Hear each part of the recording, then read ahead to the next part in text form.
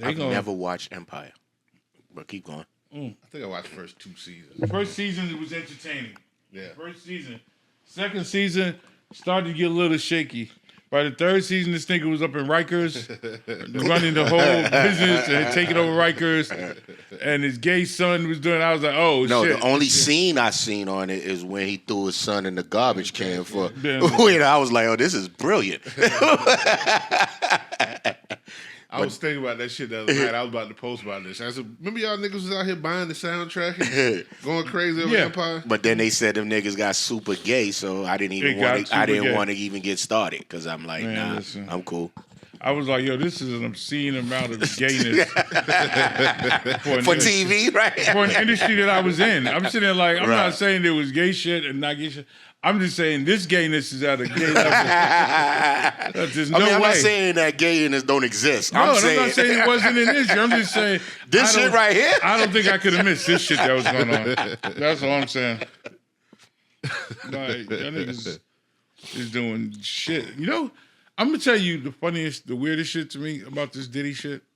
I'm just giving you 100, right? All this shit's being talked, like all this shit, this nigga's in trouble, like everything's coming out right now. The nigga Kirk Burroughs ain't said shit. Ain't said a word. But 3 years ago, this nigga said all this shit, talked about all this shit. Now, this nigga ain't said shit. This nigga ain't come out and be like, I was right. Like, y'all niggas, he ain't said shit. What the fuck is going on? Where the fuck is Kirk Burroughs? Where's Harv Pierre? The Harv Pierre already snitched. As soon as they called Harv in. That's why his name ain't being mentioned. Harv was the first person they used the RICO shit on. We not doing that. They said, yo, we turning this shit into a RICO case. That nigga was like, I was there on February 1st, February 2nd at 3:45. I left at 10:45. Nah, we ain't gonna do that to Harv. Harv is absolutely snitched. Stop playing. Harv is absolutely snitched. I tell you, that nigga Harv, you ain't seen Harv's name on no paperwork. He's the nigga. He's suspect one. Let's keep it 100. This is absolutely the first RICO case you've ever heard of with one person. With one nigga. Mm-hmm. Who has ever had a RICO case where you the only nigga in the case? RICO.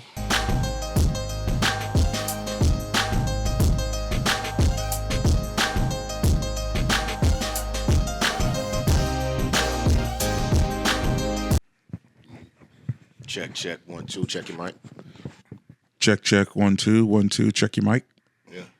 Yeah. Welcome to the Owner's Box. We are episode 141. Clap it up. Yeah. B Price in the building. Price. Young Freeze off today. Scott Free. I am Seuss to Connect. Around trio. We got a guest in. Pop back in on us. Yeah. Said he had some shit on his chest. Yeah. That he needed to get off. Introduce yourself, sir. Yeah. Michael Blue Williams. Michael Blue Williams in the building. A.K.A. Checkfinder, A.K.A. Mr. Manager, A.K.A. The Problem Solver, A.K.A. Mr. Make It Happen, A.K.A. Mr. Slap Shit Out of You, A.K.A. I watched your shit the other day. What? Your big boy, when you did the punk shit. Oh, okay. I watched it on YouTube the other day. Yeah, the other day I was sitting there and I was like, they were going through some of the best like musical guests on SNL, and then they were going through like some other show and they were talking about the best musical performances. And I was like, yo, I got a lot of these performances. I have put together like light brag. I'm just sitting there saying like my impact in this hip hop shit is definitely undeniable. I'm gonna start bragging. I'm gonna start popping my collar. Talk that shit. Because I'm listening to niggas brag about one thing they did, and I can't sit anywhere and not hear some music that I either managed, worked with something. So I'm just gonna start. Matter of fact, today I'm starting. Everything that I can find a way to brag about myself, I'm just going to throw into the conversation. So I'm going to give you one right now that we didn't talk about the last time you popped in on us. Idlewild. Shout out to the asshole Brian Barber. Starting with that. That's how we're going to start this off. Idlewild. Idlewild was oddly enough, Idlewild was a idea that Brian Barber and Andre 3000 kind of came up with. At the same time, I was working with this company in LA, and I had had lunch with the head of HBO, and we had pitched. He was like, "What are you working on? What do you think?" And so he had this idea. It was like, I want to do something in the hip hop world, and so I pitched him. Our video directors, they out here making movies with just $1 million budgets, little budgets, you should take 3 of the best and give them a budget, tell them to go make a movie, and you'll show it on HBO, and hopefully help these guys transition next step. So he says, I love it. Tells me to pick the directors. Me and my partners, we picked the directors. It's Paul Hunter, F. Gary, no, F had already moved out there. So it was Hype Williams, Paul Hunter, and then I threw Brian Barber in because he was at our camp. Right. So at the time, I was like, yeah, I'll throw him in there. So they tell the guys to put a treatment together. Brian puts this treatment together for what was Idlewild. Right. HBO actually falls in love with the whole Idlewild idea, and eventually they scrap the idea of doing the 3 ones, and they say, we're going to go ahead and fund y'all. Concentrate on. Yeah, we're going to figure out how to make this. How much y'all think it would take to shoot it? About $3 million. This was Brian throws some number out, $3 million. I throw $3 million at them. Figure we making videos that look like movies. We can make this $3 million. Can't cost more than that, right? Yeah. By the time we went to go and shoot Idlewild, the budget had ballooned to $15 million. How in the world they do that? Because somebody said they could shoot a movie, but had never written a screenplay and had never priced out an entire thing and had never. So, wow. Now your budget's $15 million. We done had to go with HBO to get Warner Brothers to partner with us, just so we can pull this shit together. Right? We go. Someone said that they knew what they were doing when they picked the location, but didn't realize that we scheduled to shoot during hurricane season. So while shooting is taking place, probably have at least 6 hurricane days. You know how much it costs every time a whole day is scrapped? You got a whole on location for a movie? Yeah. So we went from a $15 million to around a $23 million movie. Wow. And we still, the whole time, having to go in and fight to get more money, to get things done. Yeah. At a certain point, he was like, look, y'all in for a penny, you in for a pound. Come on, just come sync with us. But making that was, I'm proud of the project. I think that it was kind of underrated when it came out. People really enjoy it when they watch it now. We had Macy Gray in it. We got a chance to put people in. Did y'all have a nationwide release? Or yeah, okay. We had. Okay. So realistically, we had a similar budget to Dreamgirls. Okay. Through Jamie and our budget was actually the same, and we opened up to around the same theaters. So we had a fair shot and a push. It was a musical though; it's only going to get usually, But I went head to head. I think it stood. And Dreamgirls had a bunch of stars and everything else. Our numbers were pretty much the same. Got you. Okay. But $3 million is crazy. Yeah. You could shoot a movie with $3 million in one location. That's what we thought. If we shot here in this room, we could do it for $3 million. We do it for $3 million. We ain't going nowhere else. Listen, y'all gotta stop playing with me. These Tubi movies are not costing $3 million. Right. These niggas are shooting Tubi movies for $100,000. But Reservoir Dogs was shot with $2 million. Yes. And that was all in one location. Yeah, it was one location, but it was a big location. Yeah, it's two. They didn't leave that room. Yeah, they just moved it around. They moved everything in that room around, yo. They definitely played with that. Got you. Nah, it was actually a good movie, but I seen it as the executive producer, Michael Williams. I was like, oh, okay. Yeah, I got that one off. I was doing my own executive producer. We was talking off camera about the Grammys, and so they give you a chance to talk some more shit. We are the only rap group ever to win Album of the Year. But I digress. The Grammys. People don't know what it takes to get your artist on the Grammys. Forget winning, because that's voting and doing whatever else. I'm talking about performances. On the stage. Red carpet, stage, everything else. It takes a lot. It is a full-blown effort. It's like Super Bowl week. Like, you got to, like, move everybody you need out there, put everybody up, get everybody to rehearsals, make sure everybody's, like, outfits are where they're supposed to be. Then you got to do your sound checks and everything. And everybody want tickets. Look, Everybody I get needs two tickets. I get 2 tickets, and my artist is not even nominated, so I can imagine Ticket requests the that come ticket with it, requests yeah. that come through when your artist that's is the problem. performing and doing everything else. Yeah. When I tell people one of the most difficult jobs I had with with Love Below and Speaker Box was that each guy had a record, and when we had to go on TV, each guy needed to get his time. Right. Gotcha. Like I couldn't let Hey Ya be performed in a show and not let The Way You Move get performed. It wouldn't have been fair. And so most people don't know, but most TV shows and award shows have a specific amount of time allotted for music. So the Tonight Show every night has 4 minutes and 30 seconds, and like Leno has 4 minutes and 22 seconds, whatever. And most artists come in, they trim their song down to make it fit, and they perform. No, not Andre 3000. Andre 3000 said he's not changing the length of Hey Ya. So It we needs to got be to played do in a its full entirety. Hey Ya, which you might as well just go, I got a full The Way You Move. I think if my memory's correct, I think the time I needed was 6:22.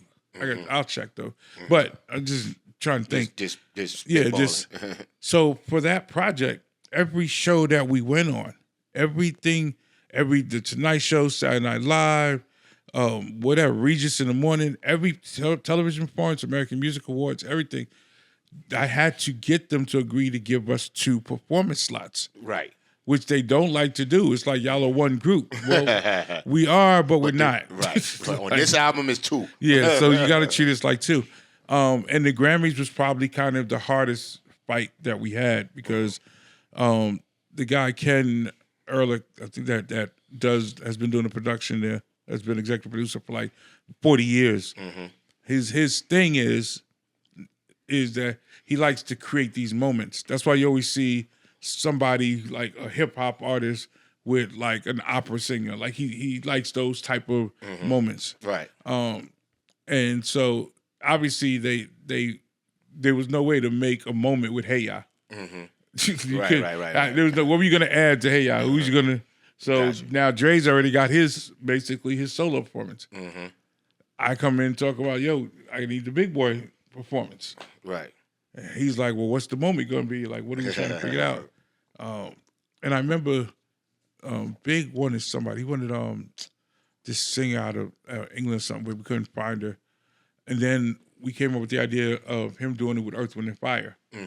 And that was the moment. So the producer got his moment, everything pulled together. But it took a lot of work to pull all that off. And so for me also that, for weeks, once you get the nomination for Album of the Year, you're performing at the Grammys. Right.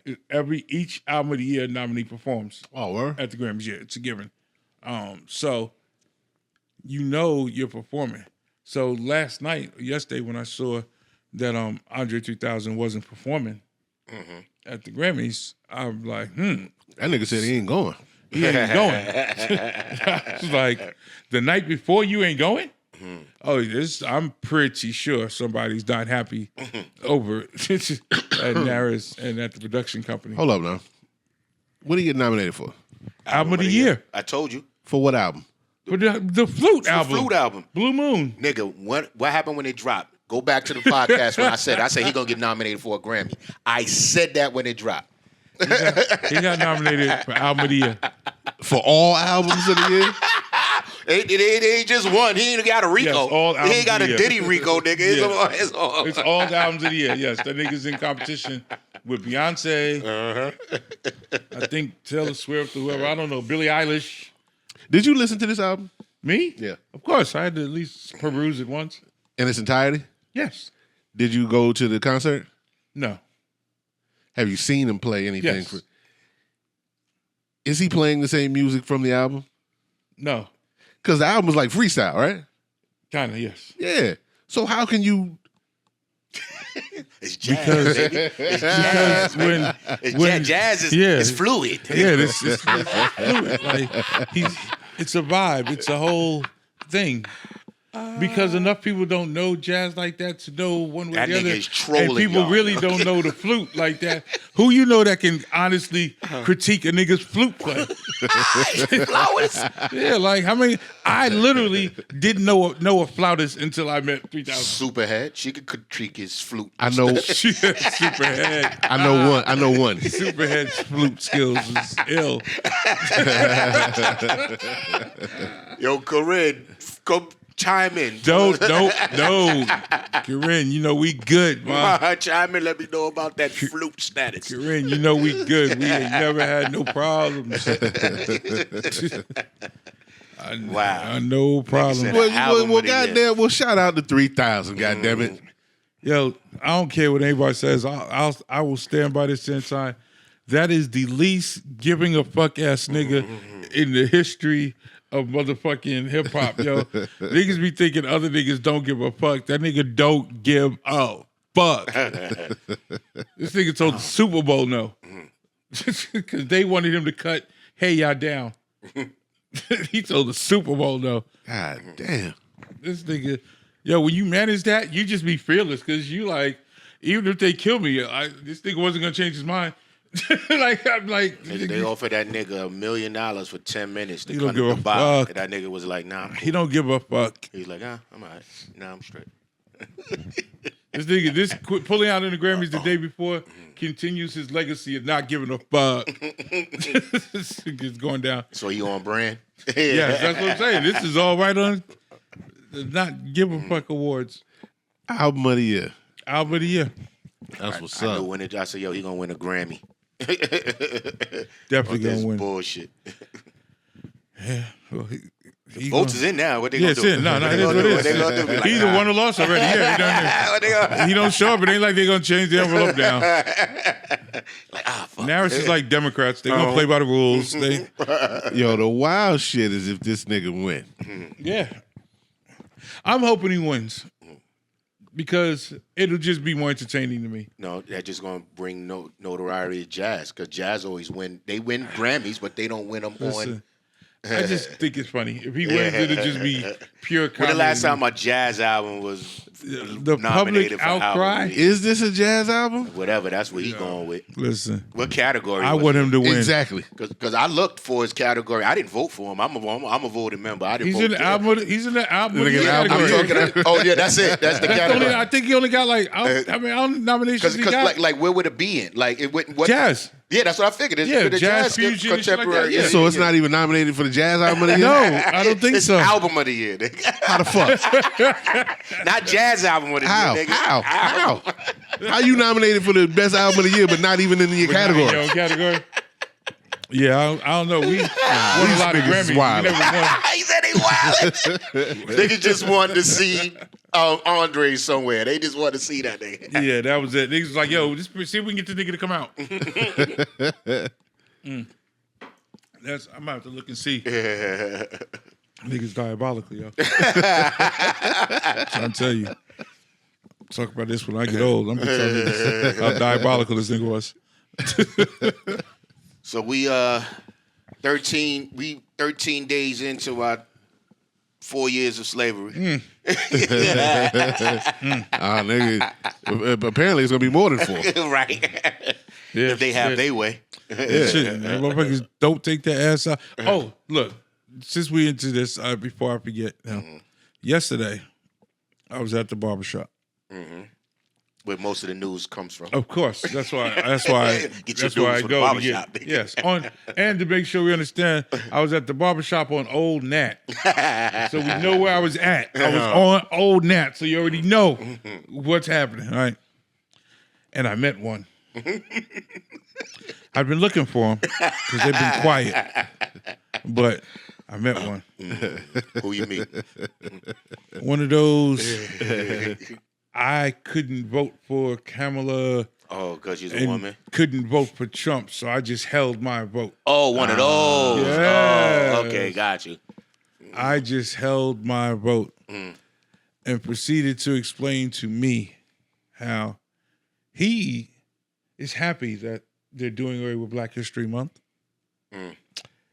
That he feels that Black History Month has weakened us as a people, and that all they do is start telling us about being slaves, and that it's just we should just it should all be part of just history. Right. I proceeded to have a conversation with this young man. How old was this cat? Oh no, this nigga's 40 at least. He's somewhere right here. This was not a spring chicken. This is a grown ass man who also, like I might add, by the time we had progressed and I had slayed him on this subject, explained to me that slavery also was not real. The way we've been told that slavery was, that it's been turned into this, but that it was really a little less violent and more indentured servitude type of thing. And that Hollywood has made us believe. So ignore all of the stuff that the slave museum in Mobile, the chains, the shackles, everything we've seen, ignore all that. He's saying that Hollywood has created this slavery that we've heard about, and that's not what it was like. Because he was there. Apparently. Did y'all have a chance to go into Nazis and Jews and all that good stuff? We did touch in on Nazis because he does believe that black DNA is different from like white DNA, and that he thinks RFK Jr. getting in will be a good thing. Because they like. The nigga that said we should have different vaccines? Yeah, they got it like this. They want him there. I don't. That nigga. They want that nigga. Like this all the time, and I don't know why he talks like this. Yeah, so it was a bunch. Part of his logic that he was trying to drum up was that he talks to some old people, and none of them remember anything about slavery. And slavery was supposedly only ended in 1863. So he said, But he spoke to somebody that was born around that time? He's saying that. He's saying, how come he didn't, we aren't getting stories from our grandparents and stuff like that? And I said, well, when do you think the grandparents, I was like, yo, do you understand how, how years work? How years work? Do you understand, I said, nigga, my mother is 75. She was born in 1948, which is basically 1950. Which means her mother was born somewhere in 1920, some 1930. Right. My grandma was born in 1926. That's what I'm saying. And then when you go beyond that, the next one just 30-year increments. So if you go back to 1863, nigga, that's like 6 generations. So he knows somebody that's 160 years old that he had a conversation with. No, this nigga's from Mississippi. That's He's even from worse. Mississippi, and even worse. He has that train of thought. Man, listen, they just got free. That's where I digressed a lot. I say, wait, let me listen. You do understand Mississippi has had a bottom 5 education system my entire life. You shouldn't even be allowed to talk to me. Like, your education system is so low. I don't even know how. That's why Jackson State is the way it is. That's why, it's Mississippi, nigga. Y'all niggas were the last slaves. You don't believe slavery? Stop it. So they let this nigga stay in the barbershop? This nigga, they used to, there's always one. They used to him in the barbershop. I literally enjoy going there because I know that this is what's going to happen. Eventually, he's going to say something that me and him had a 2-hour argument about Stacey Abrams. Because I was like, oh, you one of them scared niggas that was scared to vote for a smart black woman. It went from there. Oh, you see how they got her jammed up now, though? Yeah, they always, but they know who to focus and knock off. Yeah. They're like, oh, we got to get this Stacey Abrams because every time we listen, this bitch is making sense. Wow, what they say about her now? I want to say it was money related. Yeah, but she way too just smart. like the governor of New York and mayor of New York. And that nigga said he ain't leaving. No, his shit was wild. He's a wild boy. Shout out to Eric Adams. You a wild boy, yeah. This motherfucker switched to Trump's side for 5 minutes. I looked up, he was saying something. I was like, wait, what? That nigga said, wait a minute, Trump is still running? Yeah, I ain't going nowhere. Yeah, he was like, y'all can evict me if you want to. That don't mean nothing. That nigga proceeded to go to work the next And day. just kept it, and he just mind his business working every day. I'm like, I think he's just gonna do. It's just like, yo, that's how these niggas about to be. That's what Trump's gonna do after these 4 years. He's just gonna show up the next day at work, show up to work, and just start showing up, yo. All these, like, they got the right people, y'all. Trump is telling people they're fired or telling people to take payouts, and they got the right ones because these people, like civil servants and believers, I'm coming to work every day. I don't believe nothing y'all niggas is telling me. Nothing. And if I've been working someplace 25 years, 30 years, and you tell me I could just leave and get a payout, I got into work that morning. I got an email at 10:25 p.m. came in, so I was reading that email, and the title of the email was "Fork in the Road."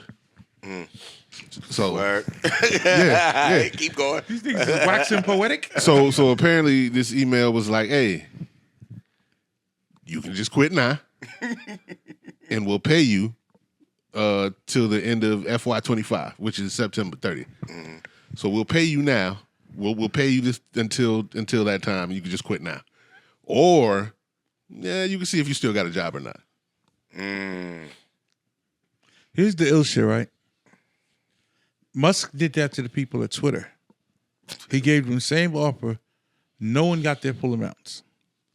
Trump has done it before. These niggas they're gonna convince some people to take this. And get in nothing. 2 months, you gonna stop hearing from people. Ain't nobody answering the phone. Who you gonna And then you left. Yeah, So and who now- you gonna call? Who you gonna call? Because your man's got fired too. Everybody you know is out. So who you calling? This is what I'm saying. Like, yo, niggas need to go in every day and ignore these niggas. Just walk in and just do your job, or make them escort you out, and then you sue and just do what you gotta do. But they already made the niggas come back to work though. You know, he definitely. If you definitely getting your ass back in some seats. If you don't leave, them niggas gonna have you in there Monday to Friday, 9 to 5. They know getting off at 4:59, and y'all in here on rainy and snowy days.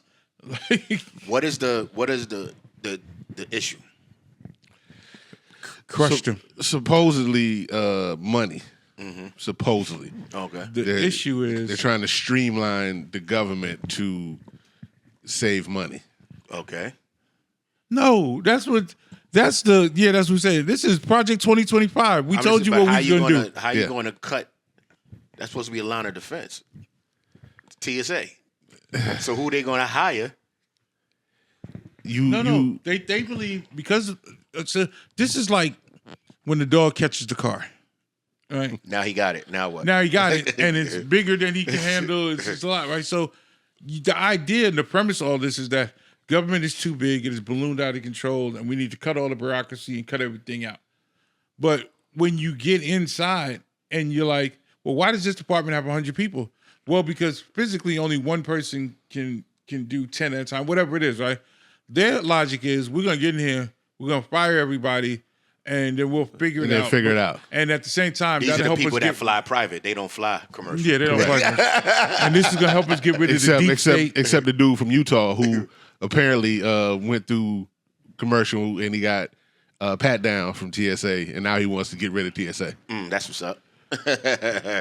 He want to get rid of them for doing their job. Yeah. Got you. Yeah, that's the goal. Yeah, that's the whole goal is to do. Look, this was supposed to be shock and awe. Like literally, the boldness, arrogance, whatever you want to call it, to put it all in writing, and then be following it page for page. Yeah. It's not like you don't know what's next. If you just turn to page 26, you know what he's going to announce on Monday. Yes. And you just have to go through with it. But I will say this: He came in the door. He came in hot On bullshit. And jumped out the came in window. hot. On He bullshit. came in hot, but And he a megalomaniac. I will say this, and I think black people, this is a time where we have to get on the same page, right? Stop being mad at each other. I say this because almost 90% of us as a people voted for Kamala Harris. There's a lot of us that, like, other people, 90% of people that voted for Kamala Harris. Now, there's obviously a third of us that didn't go vote either. Yes. Right? And some of that, not even by choice, is really the voter suppression. There was a lot of voter suppression. Actually, it says about 3.5 million people didn't vote because of voter suppression efforts. Remember, the last 2 weeks they were purging all these the voter tolls and all that stuff. But we need to be gentle with ourselves and understand we have weathered shit like this before. Let these Mexicans and Latinos and everybody, let them catch the brunt of this shit. We tried to tell them, let them catch the brunt. What we need to be doing, and I'm sick of all these niggas because now is when they go silent. But all these, stop giving our votes to Democrats, stop giving our votes to Republican-ass niggas. This is your chance. Step up. Tell us what the fucking plan is. You didn't want us to vote for this one. You didn't want us to do none of this shit. Everything we fucking said was bad. So where the fuck are you now? This is your chance. Step the fuck up and tell us the plan. Because we all about to be fucked up. Oh, maybe let's correct this. They said I don't think- they I don't- said daddy's home. I don't think there is no plan. outta here. Motherfuckers like that they just have to have something to go against, but they really have no plan. So when it's over, what do I do now? I don't have anything to go against. I go quiet. Yeah. I get silent again. But I'm sitting there like all these people, like, you know, Monkey that had switched off. I ain't heard from Dr. Umar's goofy ass since the turn of the year either. He said that a woman can't run a country. Yes. How do you know? Yes. How Where's the school, Dr. Umar? The black community wants to know where's the school, Dr. Umar. Stephen A. Smith said he regretted voting for her. Where you quiet now, though? Where you at? He said he regretted voting for Kamala. Why? Exactly. Because he felt Stephen A. Smith is making it sound, listen, we're not, We're going to talk about this nigga 3 more times since he's been here because he went on bullshit, but keep going. Go ahead. Stephen A. Smith, right? Here's my only problem with Stephen A. Smith. Let me keep 100. I only got one problem with Stephen A. Smith. It's about the money. Be that nigga and stand in it being about the money. Say nigga. it. All you doing these days, you done got your money, the bag out of ESPN, and you understand that the ratings from Fox are just as good as the ratings from any place else. So you go do your song and dance over there on Fox News. You do your middle of the road ass nigga shit. I don't care, but say why you're doing it, my nigga. Like, just be like, yo, I make money off of everybody, so I'm right in the middle. I can respect that. But you to come over here and make it sound like the Democrats lost too many people with the language and talk, shut the entire fuck up. Listen, he's not a leader of men anyway. He's always a follower. Even with the vaccines, he remember he got on Kyrie and everybody else that didn't want to take the shot for playing basketball. Never went back and apologized. And apologized for the shit when we found out that nigga, that Dr. Fauci made the shit up. So where you at now, Stephen A? Listen, Stephen A. is or Fauci. He's not even a doctor, but then say Dr. Fauci. Get your money, Stephen A. But stop. You don't have to look like you're enjoying it so much. Is what I gotta say. Right. So, reason why I said that we're gonna keep talking about him because everybody, the only person who hasn't said anything was Snoop, but everybody was talking about these niggas that performed at the inauguration. Mm-hmm. If you're gonna perform at the inauguration, Snoop did say something. hold on. When everybody was talking, giving excuses and giving Yeah. that nigga didn't say shit. He was posting memes and everything else. Skipping around it like, what y'all talking about? Nelly gets on there and talks some other shit, defending Sounds it. like a complete idiot. Now, to say they also didn't perform at the same thing. Mm-hmm.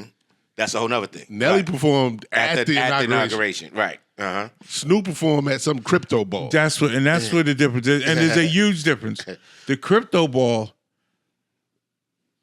I understood why Snoop did the crypto ball 'Cause of the only guy. in the sense because the guy guy also I gave Snoop more credit. I said he's on The Voice. Mark Burnett, the executive producer of The Voice, is one of Trump's boys. Mm-hmm. Michael, the co-owner of Death Row, got his pardon last year. And Trump's people have no problem calling you on that. They'll call that favor back in. But that dude that had the crypto donated to his football team. That's what I'm saying. Like, Yeah. there were backstories to it, and I think Snoop underestimated the optics Or of what the they did, connecting. because when they put up the people that was performing at the inauguration, they had his picture there. Yes, he underestimated the whole thing. Even if he didn't perform at the inauguration, they had Kid Rock, they had fucking Nelly, they had Soldier Boy, and they had Snoop's picture. Yeah, they definitely misrepresented him. Look, I'm gonna be honest. Nelly. His defense was bullshit. I didn't even. He didn't even have a defense. He just sounded like he sounded like he didn't have enough sense to just shut the fuck up the first day. He should. Right. He looked like he called Willie D. Like, I gotta get this out. Tell these niggas what the fuck is going on. Yeah. Yo, here's what's going on. Motherfuckers told you to perform at this shit, and the DA is gonna drop them charges. Again, we as Negroes will respect that. Stop bullshitting me. Nigga caught gun charge. I'm gonna do some fucking community service. I'm giving away you guns. Performed on Saturday. On motherfucking Tuesday, the DA dropped all the charges. If you'd have shut the fuck up for 2 days, my nigga, you would have never had to say nothing because real niggas would have seen it and be like, all right, got you. Say less. Stop. Like, see, this is what I'm saying, yo. Soldier Boy's broke. You know why he's there. Stop. Stop. And my thing was, who the fuck called Soldier Boy? That's my point. They probably just hit that nigga on fucking Instagram. So that nigga, yo, we got a bag for you. He didn't even ask where it was. How the fuck did he get there? He hasn't had nothing out. I would like to say though, it brings out a bigger point. Mm-hmm. Why do we care about Soldier Boy and any of these in terms of that perform but even in terms of their political opinion? Well, you know why Snoop caught the smoke.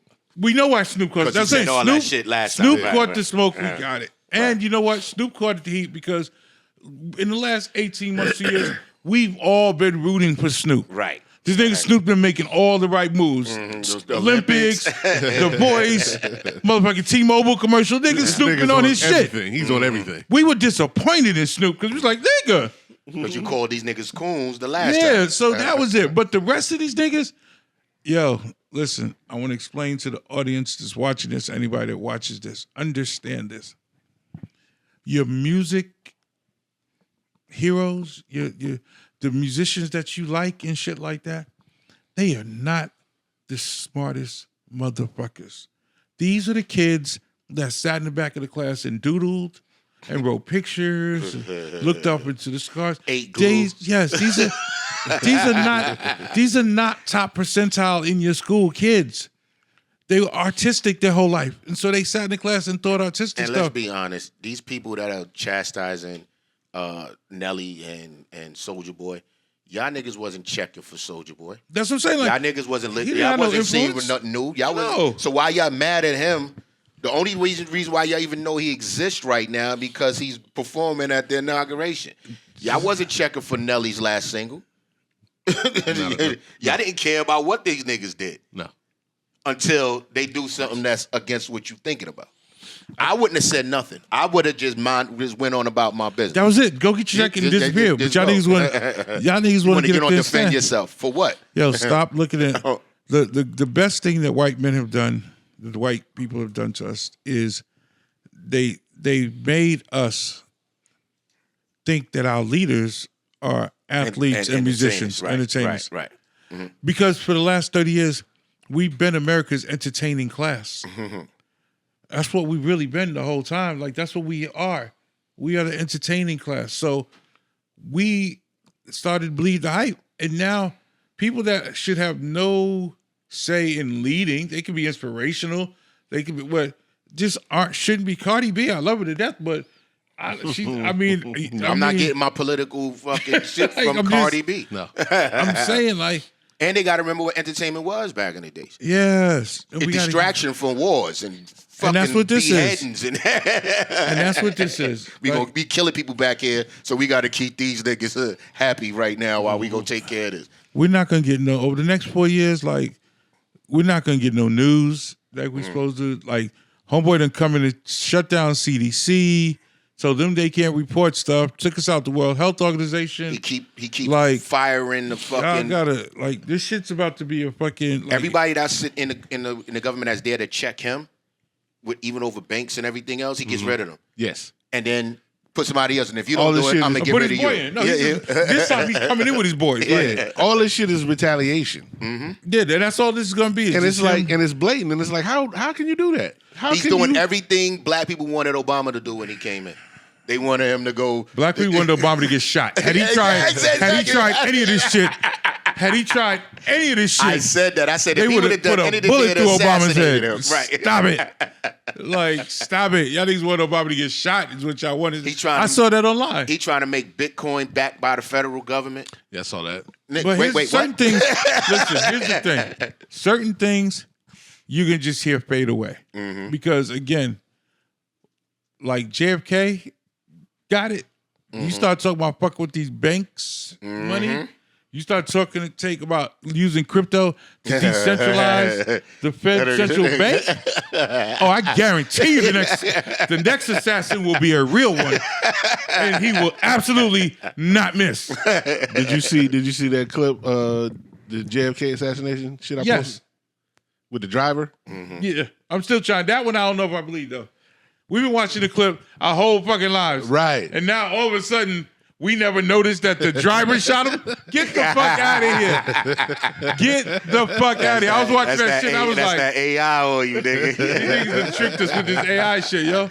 Oh, that's the third man on the grassy lawn? Yeah, that was the driver. Son, you've been watching the motherfucking assassination since you was a kid. You never was like, yo, what about my man's in the front seat? Now the driver the whole time was like this. But my thing is, with all this digital enhancement, you still can't make this video look no better? Nigga, there's nothing but video cameras on the strip in Vegas. Right. You still ain't never see Pac's shootout. Nigga. I'm just sitting there. I mean, we want to talk about shit disappearing. You've Nigga, never I say seen that all the time. a video. I say, you ever been in Vegas traffic? That shit ain't moving. You've yet to see a video of a plane hitting the Pentagon and can't find it online. You just see a blown up part of the Pentagon. You just see the explosion part. Yeah. Now, I would go for that, and maybe we could go for that on a random fucking day, right? But it was cherry blossoming. People were out in the park running. It was a beautiful day. Not a motherfucking camera phone went up. This is what you telling me at the Pentagon. Stop it. Listen, I've seen the look at the Blue Angels show. I've been at the Blue Angels show. You know, the Black Hawks are there to fight in war. You telling me that this nigga can dodge missiles and everything else, but he can't dodge a plane? I make it even better. If you go online and look up YouTube, you can watch videos of a Black Hawk being flown remotely. Right. So if you want to call it like this. We want to get to the motherfucking point. You told me who was on the plane, who was flying the Black Hawk. Where's the pilot? Where's the pilot? All three of them dead. They said it was 3 people. It was 3 people on the Black Hawk. And they found one of them, is what they said. Listen, man. This is what they said. But I got this email. And you know how it has suggested things according to the email. So the suggested news articles on the email was about drones and unmanned flights and things of that nature. I want to know who's on that plane. They killed all them people to kill that person. Yeah, that's what that's about. Who was on that plane? Y'all sell me a dream. Y'all know exactly who y'all wanted. They be like, they would never kill 62 people to kill one. I was like, what? What? They blew up a whole plane to kill up that doctor that time. They blew up the World Trade Center to start a war. They let Pearl Harbor happen to start a war. Those are thousands of people. You think they wouldn't kill 62 random motherfuckers? The fuck out of here. And what's his name? Man, it was so long ago. I forgot his name. What's his name? Ron Brown? Ron Brown? They killed them too. Yeah. Niggas killed all the niggas. Wow. Listen, we've been acting like. Oh, sorry. I'll back. We've been acting like the 60s was the heyday of assassinations. These niggas been killing niggas our whole motherfucking life. But see, I liked it then because it was in secret. Remember what they used to do with when they used to have niggas just show up and niggas just disappear. And that's it. I wish where them days at, nigga. I don't want it all. Keep Listen, me in the every dark, time, nigga. every time one of these motherfuckers randomly just wake up on a Tuesday and go kill 6 people, Right. and then all of a sudden get caught, like the DC sniper. Did you ever go through the list of who the DC sniper killed? It was like 3 judges. It was like these niggas went from like motherfucking Tennessee all the way up into like DC area, shot a bunch of people, and then they found these niggas sleep on the side of the road. The motherfucking killer, the last one, the Luigi nigga. This nigga's at Starbucks. It was at McDonald's. McDonald's. This nigga's at McDonald's, right? Now, here, look what happened though. That motherfucker started to get popular. You don't hear nothing about him either. You don't hear nothing about him now because women was talking about Luigi. That motherfucker started to become a folk hero ass nigga. News ain't said shit about Luigi in a minute. Since they ain't talking about his trial, they ain't talking about nothing. Nothing. This is the biggest story in the world. So nothing. They be playing in our face. Speaking of playing in our face, I was watching something, First Take, I think, yesterday. And the Kansas City Chiefs have decided they're trying to adopt this, they're the evil villain persona. Like, everybody hates on them. Yeah. And they're the you're not, how are you the evil villain? Like, stop it. Nobody, like Patrick, niggas is tired of you winning sometimes in the league, giving you calls, my nigga, but. They tired of you cheating, too. Yeah, that shit. But y'all niggas ain't the evil villains. I'm not mad at y'all. Y'all do get busy, but y'all do cheat. Y'all get and ain't nobody scared of y'all. Like, in terms of, y'all ain't doing nothing evil. Oh, this is how y'all hype you up for this week. Okay. If anybody's evil, it's the referees. Exactly. I keep telling my Philly fans, I was like, don't go in there like the Bills did. The Bills went in there and thought they were playing against the Chiefs and forgot the 12th man was the refs. Left some calls up to them niggas. Nigga, you had to beat the shit out of them niggas to win. Put nigga Mahomes' leg in a figure 4. That's all I'm tuning in to see them niggas lose. That's what it is. What is it that? I mean, niggas don't. I don't know. Niggas, you win so much that niggas don't want to see you win no more.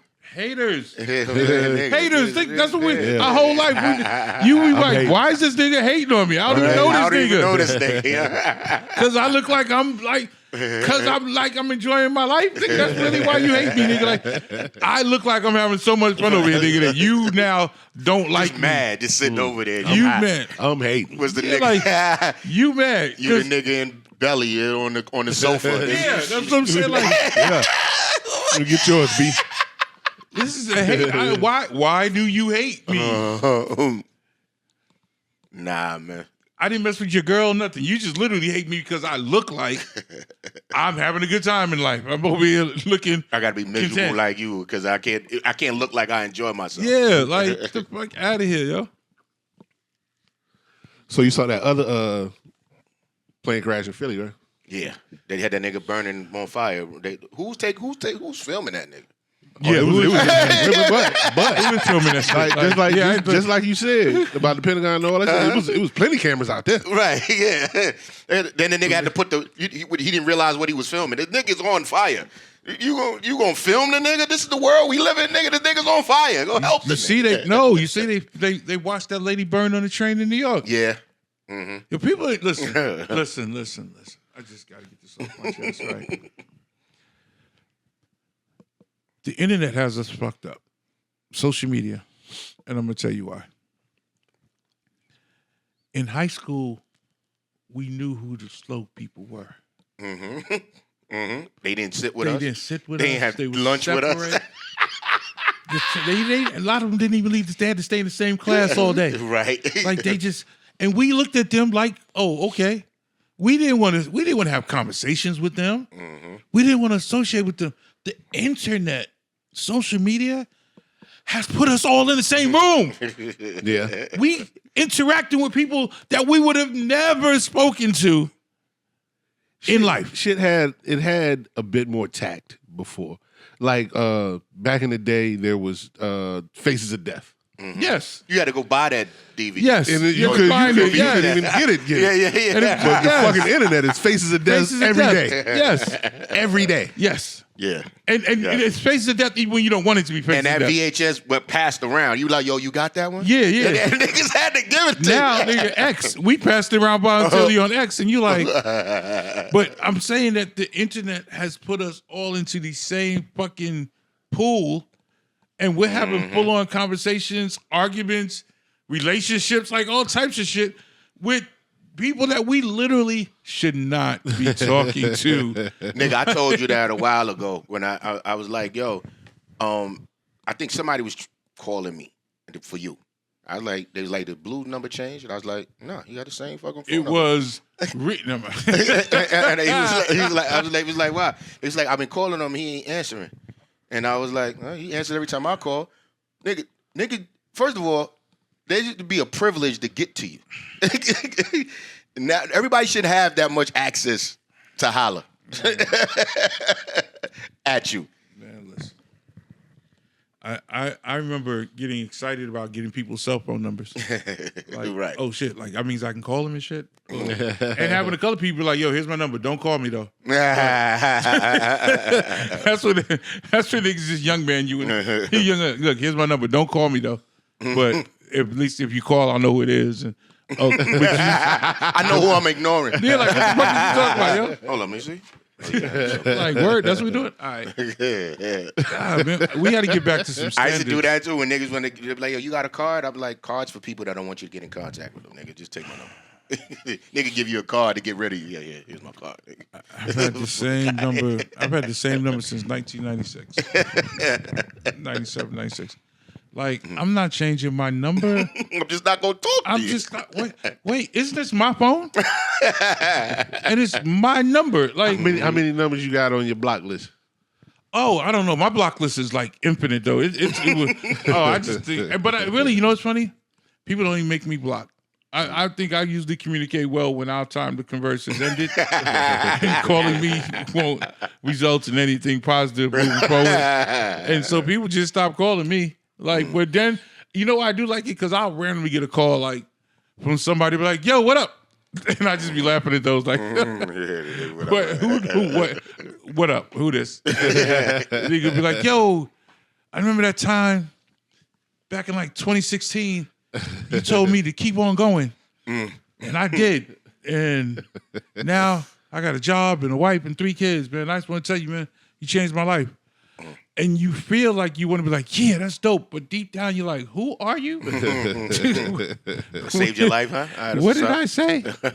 I'm a fucking nice guy, I'll tell you. Back to how great I am. Let me tell you. Let me put that on my Tell you shit. just let me tell you, man. I just, you know, in life, this is my philosophical shit on you. In life, there are people that, you know, you meet people, and sometimes one person walks away with a different experience than the other person. There are times, Seuss, when I'm sure that you've had experiences with people or they were in the same vicinity with you as an experience happened, and their recollection Of it. is totally different than your recollection, right? Yes. Because it meant more to them. It meant more. Their experience was a different experience. Like, you were having a regular experience on a Thursday.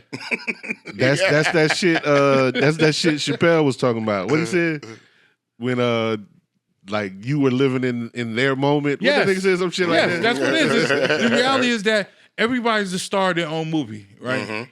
But sometimes you get a co-starring role, and your role is way bigger than you realize. In my life. You thought you were just walking through the scene.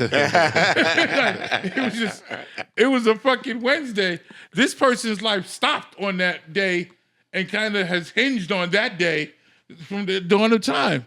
But because of what we do, when we grew up, where we grew up at, this was normalcy for us. Like, there's a lot of moments I've had in my life that, to me, no merit at all. But people come up and tell me stories about the time we were such and such, and you can see how much it touches them that you want to lean in and help. But like, I don't know what you're talking about. I forgot where we was just at, and nigga came over and he was like, yo, this and that. He's trying to them Gage was like, you know, I was like, I have no idea who that is. Absolutely no idea who you are. But apparently, No idea who you are. They got this one. Yo, my mom said hi too. Word. I know your mom too. Okay. Somebody ever name drop you to you? Yeah. Yes. Yes. Word, I'll be working with Blue. This and that. Yo, like, nigga did that shit once. Like I think it had to happen more than once, yo. Now, like, and then when you just said it like that, I was like, oh shit, that's another side. Nigga roll up on me and start talking to me about what I'm supposed to be doing for him. Yeah, I'm sitting like, I'm working with Blue. This and that. Word. Blue said he was gonna leave me some joints. I called him earlier. He said he was gonna leave me a couple of backstage and see what's up. Like, and I'm sitting there like, so you need me to get Blue for you? You gonna ride this? You gonna ride this? Yeah, I'm gonna ride this out. Stay right here. All right. Y'all at least went out at least 2 or 3 more times doing other shit and kept telling them, yo, hang out right there though. And kept going about my business. To find Blue. Yo, I remember because when the artist pulled up and got out the car and somebody said, yo, what up, Blue? And I walked them in, looked at him, and we kept going. You want to name drop me to me, nigga. Like, wait a minute. Do some research, my nigga. Like, you don't even know me? Yeah. Man, wow. to be that in people's lives is cool though, because sometimes you don't appreciate the impact that you have until somebody like kind of plays it back for you. Yeah. Do you still have the energy to deal with new artists? Oh no! I listen. I hate the music industry. I'm never going back. This shit is trash. This shit is not about talent. So you, in its current state, you don't think there's any more money there? I don't think there's any real money there. I think no. Actually, I will. Let me correct this. I think there's an opportunity right now for artists to make more money and to get away from the streaming bullshit. If they do more work, set up their own websites, and get to like. The labels only had value when they were going to push you out there to market you. Even if you're signed to a label now, they're not even really doing no marketing. They're not doing that. They're relying on you. They're relying on you to do everything. So if they're going to rely on you to do everything, go ahead and put your album out direct to consumer. Make your money that way. If you can get 100,000 people to buy your record at $10, that's $1 million. Reinvest 200,000 of that into like other marketing sources, and when you need to. Like, but where are you going to go for the downloads? Same place. You use one of the distribution companies, but you don't need. Like what I'm saying is, you can set it up so that people can download your album from their phone from you directly. Okay. So if you've got 100,000 people that'll pay $10 for you to download your song, and you give them something extra, like some added value too, like a T-shirt or a picture or something. Now they'll spend that $10. People are still spending the money. What's your thought on physical copies of music? Physical selling. I mean, they're selling vinyl for $49. Like you can figure out what your fans want. All I'm saying is that the labels really have no value anymore, and that's they're just why they're living doing off all this stuff with Spotify and all that. They're doing everything to try to stay in the game, and they need to keep feeding streams because they bet the entire industry has been bet on streaming now. The labels own a piece of all the streaming companies. All the streaming companies are in bed with the labels.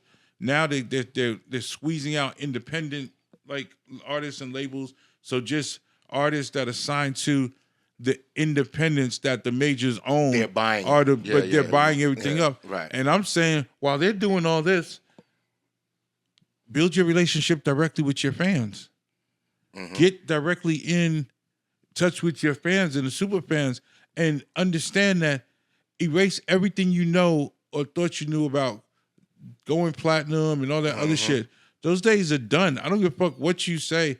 I sold 10 million physical albums, let alone speaker box. All right.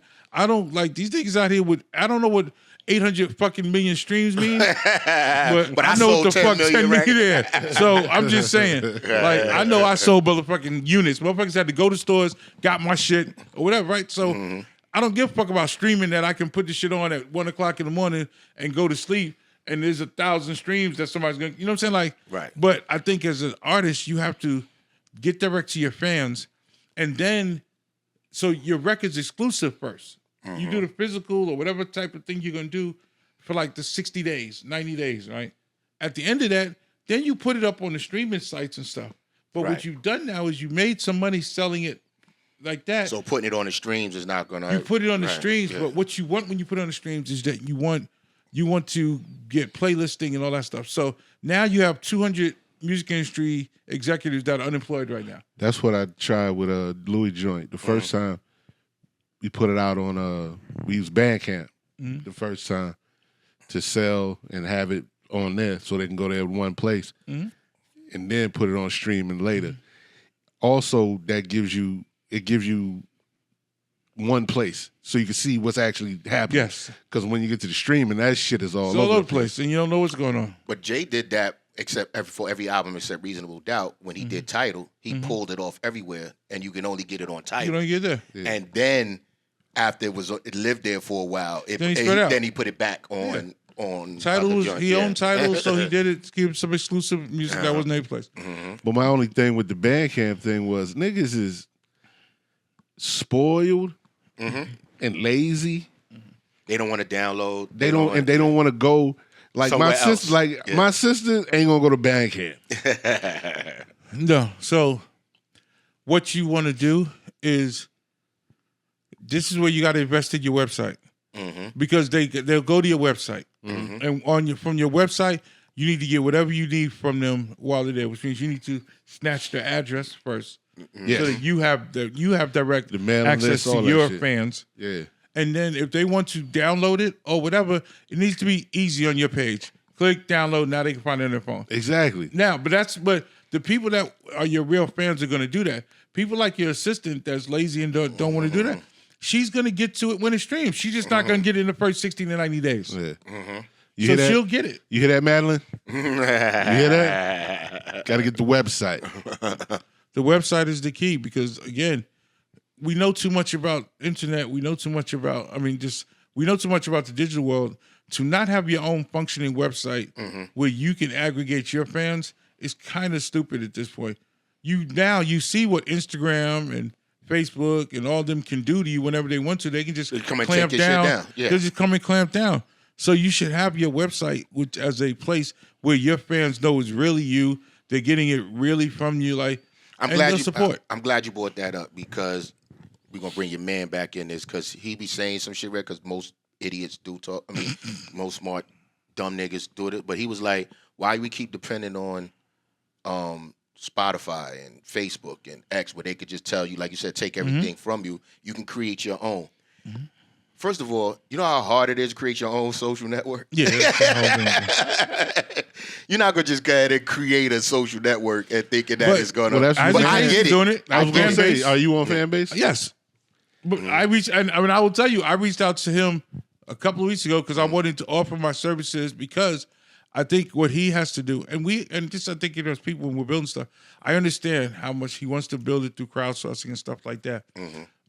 But I think if you're spending too much time constantly soliciting, That's all he does. then you're not putting enough effort And building... into Right. the experience. Because what's going to happen if it does blow? Like, do you have the Give up a technology? Yeah, do you have the technology to... Yo, are you trying to raise $6 million? In today's world of tech and stuff like that, maybe you have to give up a little more a little than you want piece for to, somebody? Yeah, but yeah. you do all this crowdsourcing and don't grow the numbers. Like, literally, you are at the perfect center. If fan base was working right now, this is the time. People are ready to migrate from everything, especially with the TikTok. So, but you have He was on the heavy. He was on the heavy. Yeah, but the experience has to match that. But That it does. and it also has to be somebody that somebody wants to follow.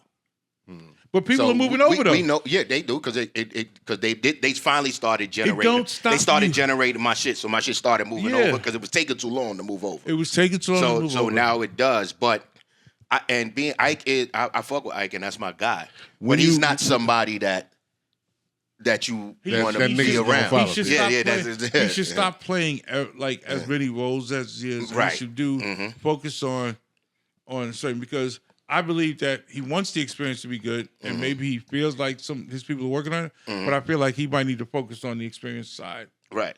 a little too more. But hey, I think that fan base is the answer though right now. That if you're black, you should be on fan base anyway. Because 50 was ahead of the time with the This Is 50 joint. Yeah. You could put your own music You up put your there. own You music could up do there. your stuff. It just it takes a lot to make. He had to hire people that's 24 hours. Yeah, it's to deal with that. It's a maintenance thing. Yeah. But that's what I'm saying. If you're an artist and you sell, I just like 100,000 is a round number. Right, Like right. if you sell 100,000 to 100,000 fans and you make $1 million, right? You could actually put 150, even $200 if you want to, into assembling your own team of unemployed or people out here that are looking for money. And that's you what they can do pay them all on, day. and you hire them for 3-4 months to get your project up on the DSPs the right ways to make sure that you cut through the clutter, get your look, stuff like that. Now you spent money, you're gonna make more on your DSPs anyway because you spent that money. And now take your ass on the road, get paid for your live performances, And come then, back. then we go back to the physical and we deal with You rinse the and you do it merchandise again. and do everything. Yeah, you rinse and repeat. It's like the game's not changing that much. I just don't have the joy in it anymore. I just don't like. The rewards is not matching your risk. It's nah. You know, it's like I'm really really good with talent, and I'm good at taking talent's vision and making it happen. I'm really good at working with talent and taking talent to the finish line. But I'm in a world right now where talent doesn't matter. Right. Yeah. And that's the hard part. Like I could take CeeLo and his talent and go find some money. Right. You take Case talent, go find some money. Right. This is the first time that I've known talent not to be a factor at all. Talent doesn't, like, you can have the most talented. I listen to talented motherfuckers every day on Instagram and stuff and be like, yo, who these niggas? It ain't it. And he's got 20,000 followers. You sitting in these offices and they were like, how many How many followers? I'm What's like, your followers engagement? doesn't go through, What's doesn't match this? dollars, but they don't see that. Yeah. So so that passion's gone. It's not the same. You hope it comes back. You hope you find an artist that you get excited about, or but just in general, nah. Got you. I'm turning into Scrooge McDuck when it comes to music. So where you think they should focus? Who artists? Yeah. Ghana. No, I'm just playing. The website. Your main folks need to be getting your website. There's so many sites and services now that are offering you what Bandcamp does, but better, or like, and all you got to do is integrate it into your page and make the experience as smooth as possible. Right.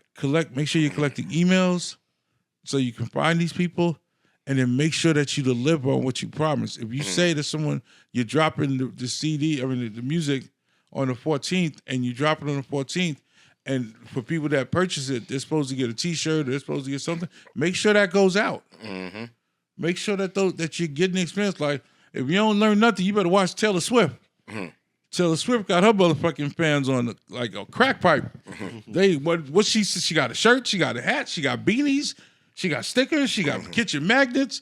They want it all. Like when soon as she drops on her stuff, they want it. They open their mailbox and need to be there. Look. Yeah. So when you tell people you're gonna get them something that's an exclusive piece or whatever your specialty item is, make sure that it gets handled. Don't have people out here 6 months later talking about, I never got my big ball of brand sneakers where they are. I spent $400. Exactly. I still ain't get them. Exactly.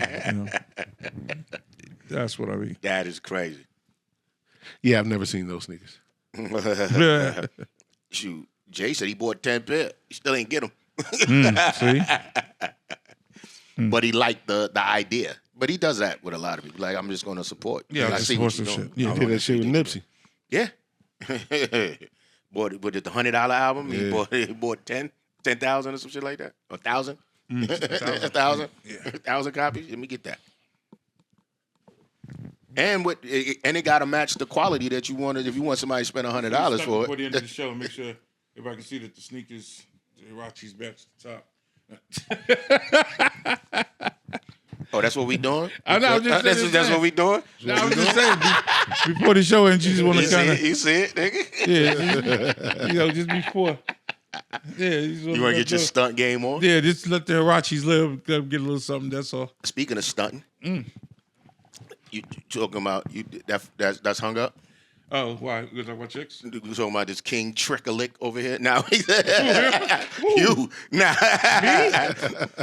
You, what I trick this time? My nigga STK King over here. Oh, no. Nigga was downstairs. If you go outside, I mean, and you invite a young lady out to go eat. You invited her. She decides to show up. 5 girls. Okay. You invited her. Y'all sitting down eating. You decide to pay for you and her. Yes. And these girls have a fit. Sorry to hear that. Are you obligated to pay for everything? They're like, you. I know you the person. Nah, you personally? It'd be impossible. Impossible. Like, get the fuck out of here. I'd be like, wait, what? I mean, why did we even sit down? Right. If I invite, no, so there's a difference. If my girl is out with her girl someplace and I pull up. Then you pull up. And I decide that I'm reasonably within pricing range that I want to cop the bill for that. The bill. I'm going to cop the bill. No, it's all good. If me and my girl are out and 5 of her girls pull up on us and start ordering shit.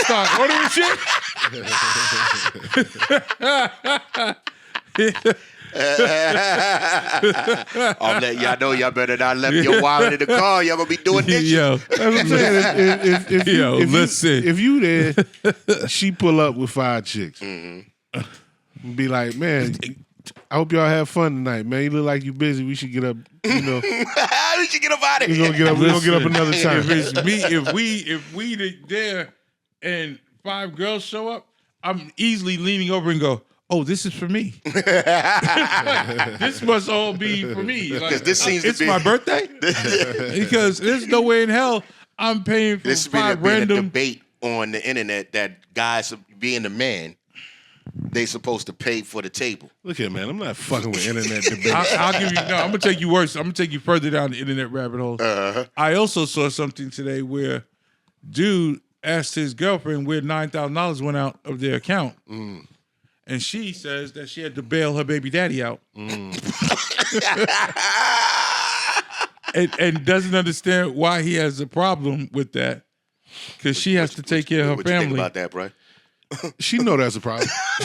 Because if she didn't know it was a problem, she would have said something. She would have asked. Yes, I totally agree. She knew she was on some knew bullshit. What the fuck she was doing. She knew the fuck she was doing. So she absolutely knew this ass whooping was coming. Dragged this bitch around this house. Yeah, like, that my on. $9,000 is now going. Bitch, have you lost your motherfucking mind? First of all, we're going straight down to the motherfucking precinct. In case this nigga don't skip town, we make sure we gonna make sure that they understand who to give that money back to. Oh no, we ain't going nowhere. She's going. Nah, I'm not trusting that bitch. Nah, she's gonna get my money. Yeah. So they're not. Once they let them out, you can't get that money back. The court don't give a fuck how she got it. That shit's gonna hold. But now you got a motherfucker running around here like, well, I mean, shit. If I skip bail, I just skip bail. It's your money. He don't care. He may just not show up for court. Nah. Now he done sacrificed your $9K. Better go find my $9,000. Oh, these locks gonna be changed. Oh, they already changed. They changed already. Yeah, they already changed. They already changed. You can't get back in here. You can't. That's where you live now. You live with that nigga. Yeah, pretty much. Yeah, you took $9,000 of my money to bail your baby daddy out. Do you hear the utter ridiculousness of what you just said to me? I saw the other joint when old girl was like, they was married. Her and her husband, they married. He had a good paying job. She didn't work. She was staying home. He got hurt. Then she had to go to work. Then when he got back to working, she didn't work anymore. And he was working 2 jobs, struggling to get by. They struggling. He finds out all this time they've been together, she's been taking money off the top for a rainy day fund. For herself. Yes. In case something happens to them and they're no longer together, she'll have something to fall back on. You're gonna fall back, all right. Sleep. Yeah, you're gonna fall on your back. All right. Don't you worry about that. Nah, you gotta watch you married, man. So she got big bank over here. They struggling. And she over here, And she just got money. nest egg with crypto. this bitch got $150,000 in Bitcoin, gaining Nigga, money every day. I'm not struggling paying all these bills, and you got bank over there. We going to the bank. No, money's the number one problem. I And also, you know what? It was his money off the top. Right. Yeah, she's exactly. giving up the top. She taking, right, exactly. At this point, you stealing. I watched this one with this. Now, the man obviously works. It doesn't sound like the wife works. Mm-hmm. The wife has a car. The man wanted to buy his mother an $80,000 car. The wife went off, said no. You can't buy her an $80,000 car. Whoop. So he takes $15,000 of what she considers their money, but he's the one working, and buys his mother a car. Instead of the 80 that she complained about, he went and took 15 and bought it like a bought her Camry. something to move around it. Mm-hmm. The woman proceeds to get an attitude about this and said she told him she needed a second car to run the kids around and do stuff in because she didn't want to mess up her car. And his mother said she was happy taking the bus.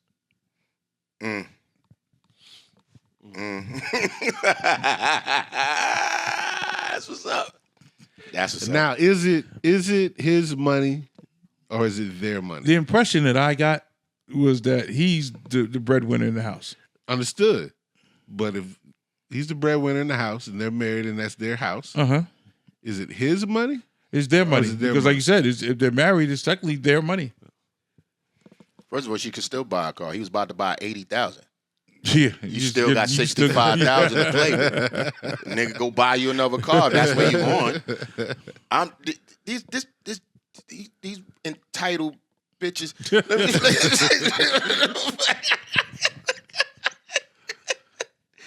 Yo, come on, son. Do you think all this is true?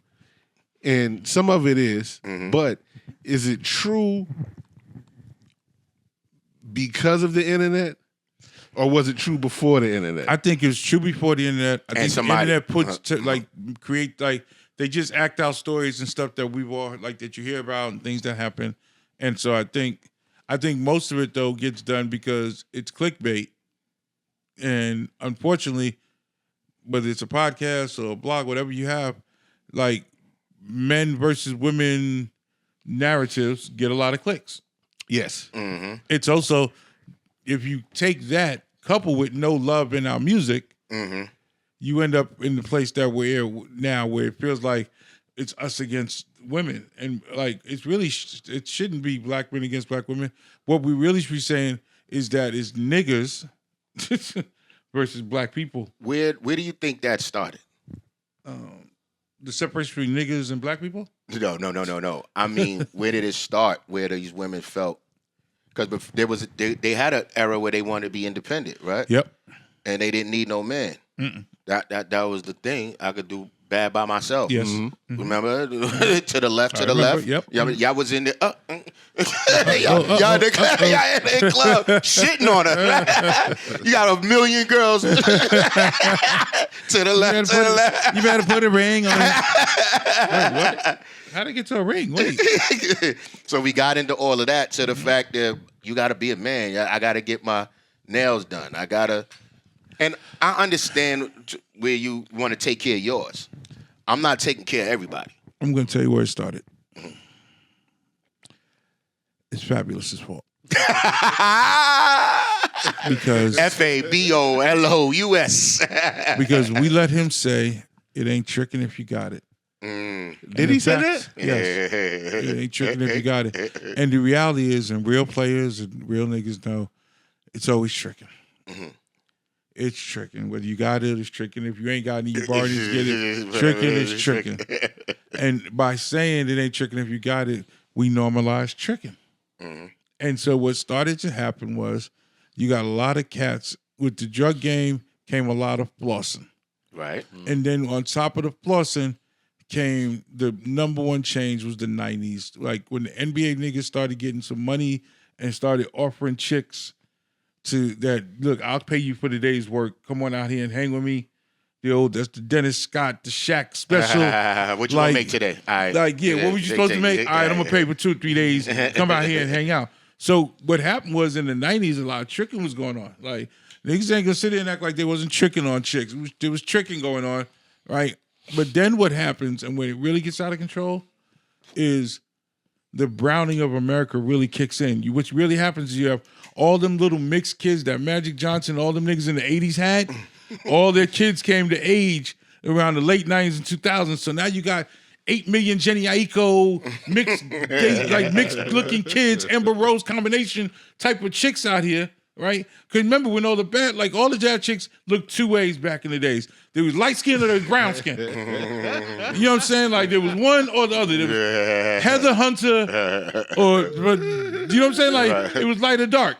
Now you got this whole thing that goes across the whole spectrum, but on top of it, now you add rappers and basketball players and athletes and niggas into the mix, and everyone's tricking. But how it jumped from $40 to $5,000? It was $40 Plastic surgery.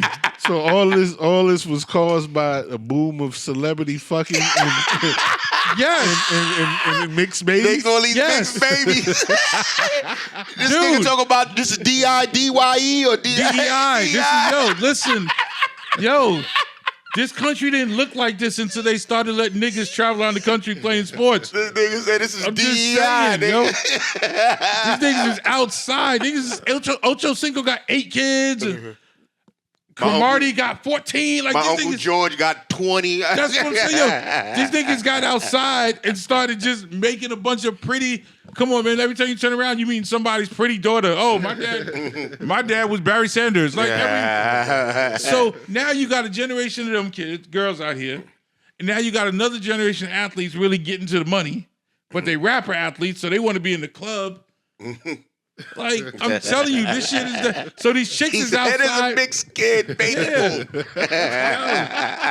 And they out here expecting people to pay for now shit. You gotta buy a Hermes bag. Yeah, because niggas is on because rappers is mentioning Malaya on records. So now chicks is like, yo, you gotta mention me on the record. And then fucking this baby mama got this bag, so now you gotta get me this bag. But that's the thing too. It's more visible, and everybody thinks that they're capable now. And everyone is capable. These bars just fronting though. These chicks be living on the air mattress in their girls' house. We going back to school. There was the pretty girls that was over here, and then you had these girls, the sports. Now y'all all think y'all can be in the same. Everybody's capable.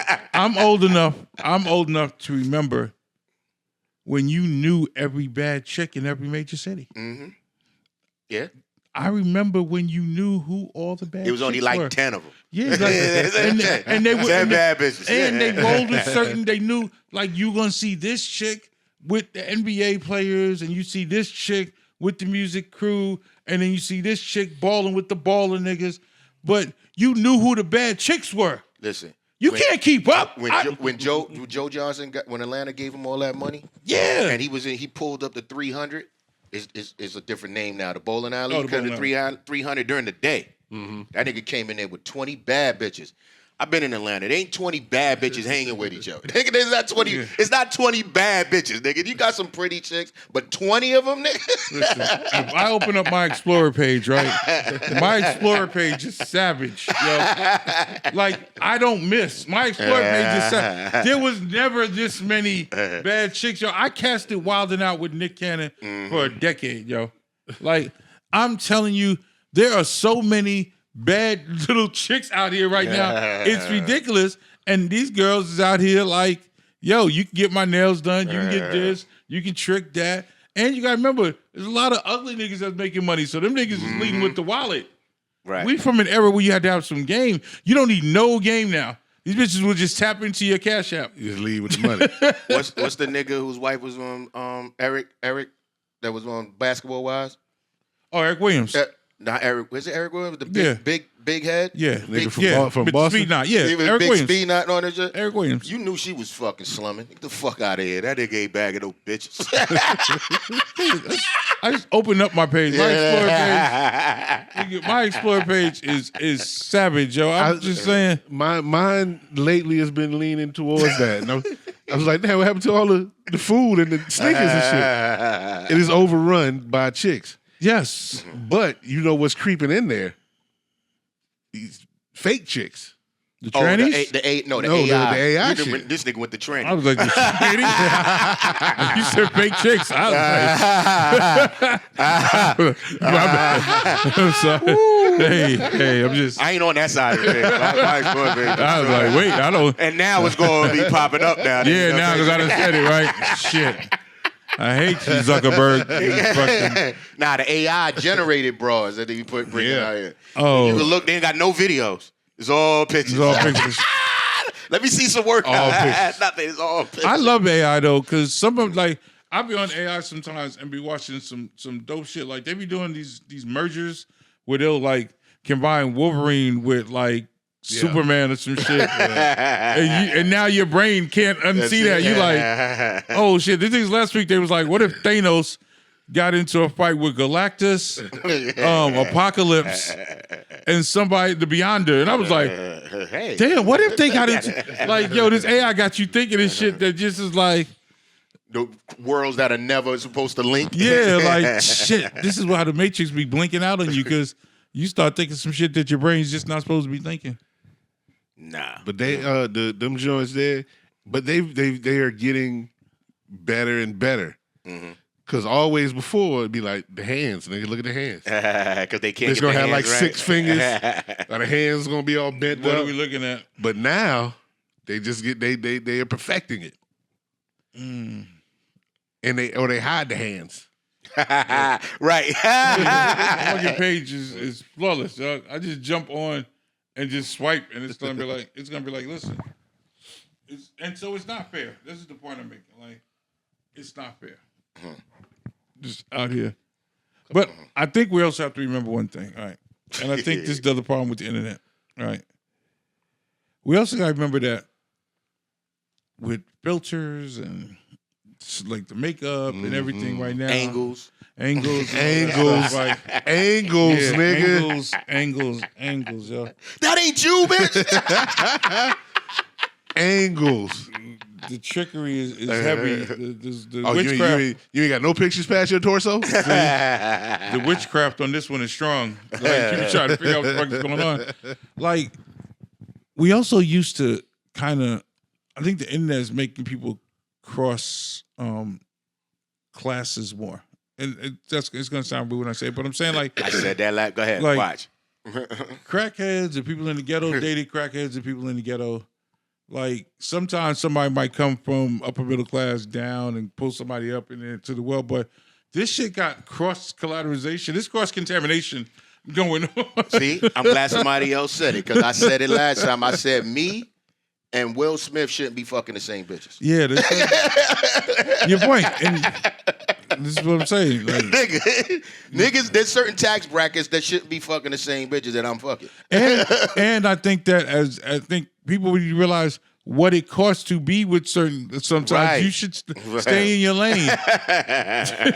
Stay in your lane. Like, don't get like, so me and Chris Webber are friends, right? Mm.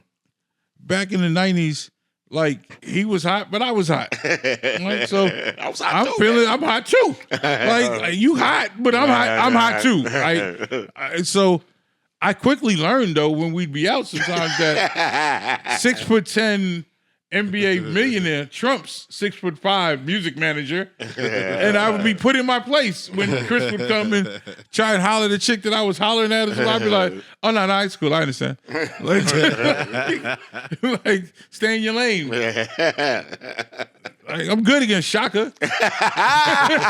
We good to go. Shout out Shaka. You know how we do. You got to give a head nod or a nigga. You walk up and be like, all right, I got a Tuesday though, right? That's what I'm saying. Tuesday's my turn, nigga. You be in Philippe Childs and walk by a table, you see a chick, you go, keep on going to your table, Go yo. about mind my business. That ain't my business, yo. Oh, yes, nigga. And it happens. I be like, word? Okay. Mike Later Kaiser. on, then my phone blowing up. I be like, You be like, oh. nah. Wanted to make sure we still good. Nah, we good, man. It ain't my business. You expect me to be in here today. Mike Kaiser. Okay. I got you. I'm going to send my bill over here, too. That's where we at. Yeah. Okay. This chick scored 53. Damn, we're on the show. I'm going to switch to... You good? She giving do it points all out. the time. She's like, watch this. I'm about to just cook. You ever walk in a spot and see somebody with your work? Nah, man. No? Hey, dude, like That looked like you didn't want to go down there. It felt like you weren't ready to visit that again. Maybe I have. You bring it to their attention. You ever had a nigga try to downplay your work because they want it? yes, or they were there, and then they try to downplay. They don't play them games with me. And they damn sure don't want to play with him. They don't play. Yeah, man, you get off plane in Cancun, you should be with me. You'd be like, wait a minute, what's going on over there? The cats be mad at me. I don't even be knowing about it. A nigga blocked me for 8 years. I didn't know this nigga. I didn't even know you existed. I didn't know this nigga existed. This nigga blocked me for 8 years. Like, this nigga blocked me on some bullshit, some funny. This nigga thought I would like some of his pictures, and so he decided in his mind that he was gonna block me so I can't see what's going on. And I'm like, nigga, if you ain't the star of your own movie, nigga, I don't know who I'm the least of your problems. Yeah, I don't know who the fuck you is. And you find out, and then you don't know until like 8 years later, and the shit come up randomly, and somebody say the nigga's name, and you go look, and you like, I can't even see the nigga, and they're like, yo, you blocked? I said, I'm blocked? I was like, nobody blocks me. Who blocks me? Yo, if somebody blocks you or unfollows you and later sends you a friend request, do you accept it? No. Absolutely not. No. We have to have a conversation. Because here's the problem. Most of the time, I'm not going to know that you unfollowed me. Like, I'm not even going to notice. I don't really be like, I don't be going back on my comments, shit like that. So if you're sending me a friend request, I'm assuming that maybe you got hacked or somebody sent you. So I'm not looking at it like, I literally don't even think in a state of mind like that. I just assume you must have got hacked and someone's trying to send me a new invite. The thought that you blocked me and unblocked me and had the balls to ask me to accept to accept you doesn't even enter my mind. Why would you do that? What did I do to make you think you should want to be my friend again? Because I want to do whatever I did to make you quit again. What did I do the first time to make you get the fuck off my page so I can immediately do that? I was going through, speaking of that following shit, because I was going through niggas complaining about Trump and the vice president. Mm-hmm. And I'm like, yo, why are you doing a lot of complaining? Why are you following Trump and the vice president? Oh, okay. And the nigga said, I'm not following them. Yeah, make us I said, word, you not? So I go to the page. And I screenshotted a couple niggas. But you know why that is, all right? Mega was doing that. Or Meta. Tisha sent me a picture. Why you following this nigga? What the fuck are you talking about? I'm not following this nigga. You following the vice president. They said when it changed. If you were following Biden or Kamala, If you were changed, then it changed over. But also people were changing it, like were turning it off, and then they was re-following them, like in the first couple of days. Yeah, but Keno said he said I'm not. He said, why is the vice president shit coming up on my timeline? So he was like, I'm not following this nigga. Yeah. When he goes, he says, I never followed him. So he goes, he filmed himself because he did the screen record. He went to unfollow him, and it followed him back. I'm sure it did. I'm sure it did. So he had to block the nigga. So he was. now I got out here blocking Ben. Because the wild shit about it, these niggas is in. Mm-hmm. This nigga. This is why I believe that Elon Musk shit fixed the fucking election. Exactly. He got Facebook. He's controlling Facebook. Yo, listen. And he's down with your president. Yeah, you got Elon Musk on X. He's down with the president. They're gonna feed you. They're gonna feed you the whatever the fuck they want to feed Listen, you. if you don't know, you should know it now. You better get you on Al Jazeera, get you on BBC, get you at least 2 or 3 sources of information outside of the 6 companies that own all of the information here. Right. And understand that if it walks like a duck, talks like a duck, it's a fucking duck. Like, we've been telling y'all that Trump was a racist for years. Now, everything that he didn't know nothing about, he implemented in Project 2025. This motherfucker that he has running ICE, the white boy, this nigga's happy. This is the happiest to be able to put some Mexicans and Latin people out the country. This nigga look like, what's that old white boy from down in South Bull, whatever his name is. That nigga looked sinister, He man. looked like a fucking, so that's who he has in charge of that. And I'm sitting there telling you that if Elon Musk looks like a Nazi, hails like a Nazi, Listen, and he's from that South Africa. That nigga Elon Musk got big spy energy. Yeah. You Big got to see spy these energy. You motherfuckers see for what how they are. This nigga's all in the books right now. Yes. He all in the, why is this? What the fuck? What are we doing? I'm telling listen, you. what he said. What your man said? He said that the 14th Amendment was only for the children of slaves. Excuse me? He said right. technically the 14th Amendment was only for the it don't apply to everyone. These niggas gonna try everything they can. The most annoying thing about this, and it's 2 things. One, the Democrats feel flat-footed. Like, y'all motherfuckers saw Project 2025 too. Y'all didn't have a plan for if you won the election and a plan for if you lost the election. Y'all didn't have countermeasures to counter this shit when it got in. You don't know, like, congressional ways to stall some of this shit. Where the fuck is the pushback? On the other side, Right. black people, I will say this in all sincerity, we got to decide what the fuck we doing in terms of leadership. Are we fucking with the NAACP? Because the problem is everyone else supports their organization. Niggas don't even know what the NAACP But that's do. what I'm saying. We got to get to, because the reason it was easy in the 60s to organize, and even in the 70s, is because at the time there was only 2 classes of black people, really. There was poor and there was lower middle class. Like, we all watched the same things. We all did the same things. We all had the same experiences. Now, we are spread more. We have poor people, but we got a lot more rich blacks too. And you got rich blacks that actually really don't even feel like they associate with the poor blacks at all. Then you got middle class blacks holding on. Then you got like all these in the middle, right? So the poor people want to hear from rappers and shit like that. And the intelligent people want to hear from intelligent people. Like, but it's becoming hard to coalesce around a leader. And it's by design. Everybody, when we decide who leaders are going to be, if the people organically feel like that person is giving, Jasmine Crockett, right? She's a congresswoman from D.C. Some guys just liked it because she was cute at first. And then they start listening, it's like, oh shit, she got sparks, she's intelligent the whole night, right? AOC, like, maybe they're not perfect. Maybe they're not perfect for you and you can find the floor or whatever, but they're out here leading and putting their necks on line. We can support them better. We can stand up and support the movement as opposed to always finding the floor. We also got to hold those same companies accountable.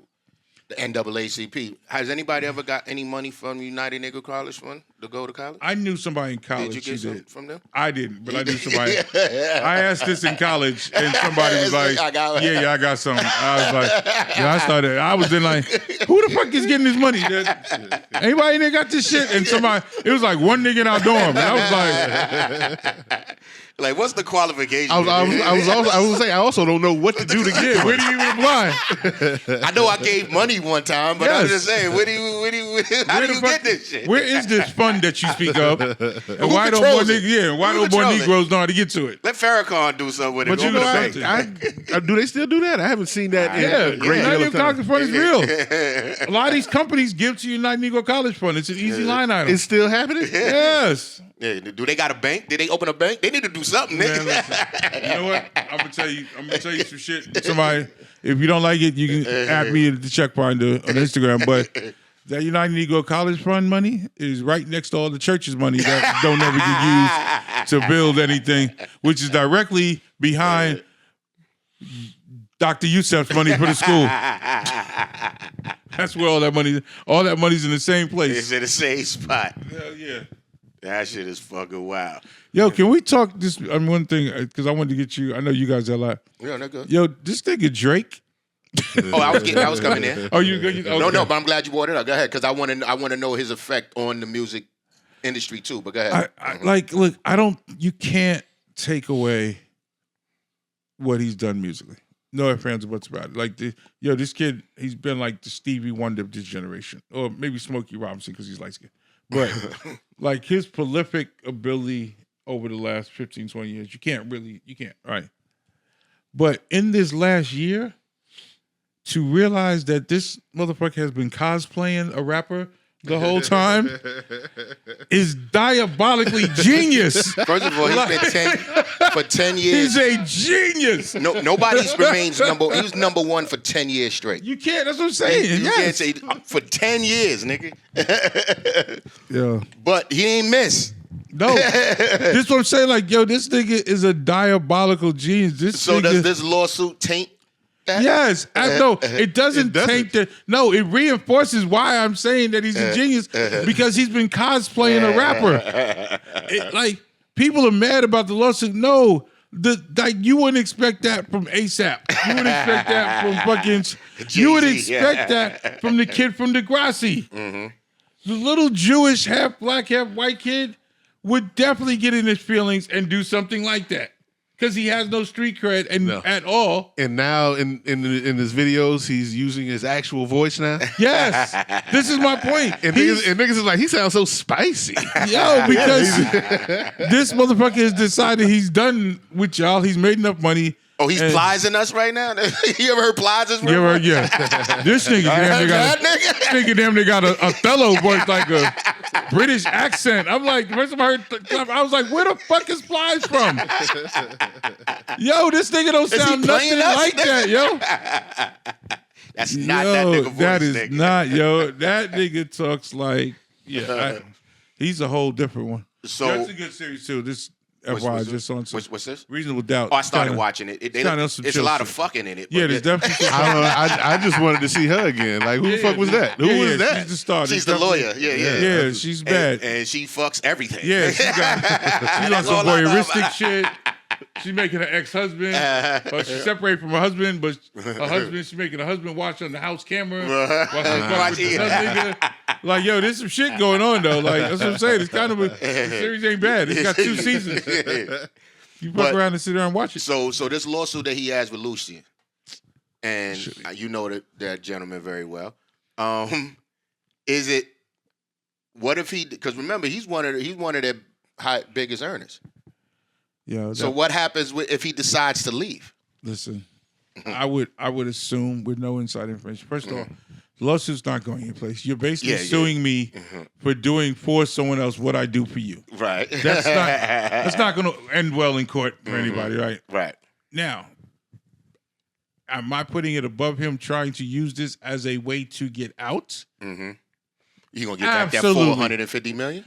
No, what I'm saying is, and maybe so. You know that if Drake went to some label in Dubai right now, they'd give this nigga $1 billion to put out his stuff because he has a history. So it may be a play to renegotiate. It may be a play to flip your the money that you owe me into shares because you know Lucian's gonna flip this shit. I mean, I wouldn't put anything past the Jewish version that's dominating him right now. Who's advising him, dude? I didn't know. No, here's the thing. Some Jewish guy. No, some Jewish guy. But real talk, ain't nobody around him, none of them ever been in this position. Ain't nobody in Canada, except for Bieber, ever been like as big as he is and doing so. The advice is coming from rich people that you mean stuff like that. But and you should sue him. You should sue him. For what? For a battle? Yeah, that's the suing. Yeah. Yeah, he's Does this mean you officially lost? Once the law, you definitely lost. You definitely lost. Yo, every time they play that clip from fucking Straight Outta Compton on that shit, hilarious. Well, after they got finished listening to No Vaseline. Yeah. He said that. He was like, yeah. Nigga, yeah. Damn. What you gonna say to that? Shit. First time niggas played Hit 'Em Up, I was like, shit. I hate it, but shit. Nigga, how you open this song? That's why I fucked your bitch. Man. I still. I was managing Faith at the time. I was like, that shit, like, we got. How you could be in the house? Wait. I want to say, I think "Hit 'Em Up" is one of the worst diss songs ever. It's not good. One, two. So you gonna tell me Faith ain't know what she was? No. I watched them leave the hotel. She went to the studio with him. She went to the studio. He invited her. Misa. Right. Yeah, they went over there. Like, I can't. They like, niggas ask me. Yes, I don't know what happened there. I don't know what the fuck. But she said I went to record. Yeah, she went to go work. That's what she told me. I remember we stayed at the Mondrian Hotel on the way out. I was like, "Where you going?" She's like, "I'm going over to what you call it." But what I don't believe is that she said she wasn't aware of what was going on. But yeah, that part. Yeah, I wouldn't have said that, but because you knew, yeah. and even and you're not new to this. You're not green. Even if there was a check involved, I wouldn't have did it for the simple fact that that's supposed to be my man. I understand. You know what I mean? I get it. I don't like the look. I told him I'm in the club one day. I'm on one side of the club, Akon's on the other. I didn't even know he was there. You know, bitches talk. They gonna come over here like I meant something to me. You know, Akon's over there. I said maybe he didn't want nobody to know. Like, why would you even say something? I get up to go to the bathroom. I see him. He sees me see him. So I go in the bathroom. I feel obligated. Now I have to go say something to him. Yeah. Because if I don't say something it to looks him, like you're acting funny. and then he walks out and something happens, the first thing he's going to say is, "Yo, he may not think that, but he's going to I lined him up." I'm like, y'all got beef? No, I lined him up. No, I say I lined him up because he usually speaks to me. This time he didn't, and then I went out. Okay. And something happened. You know what I mean? So she should. That's just my train of thought for this shit. I understand. Now, being that this is not just your man, that's your husband. You can't tell me you didn't know that there was smoke between them two. No, but what you can tell me is that morning you may have seen some clip of you pissed off. So I'm gonna go. I'm in a bad mood and stuff like that. Like, who knows what? Hey, now I'm gonna go over here. That's what women do. Yeah, that's how women do. Yeah, man. I'm gonna go over here. I don't care if nothing happened. I want the look that like it's something happening. A word. How about I look? Well, I don't know this young lady. She makes some bad moves. Yeah.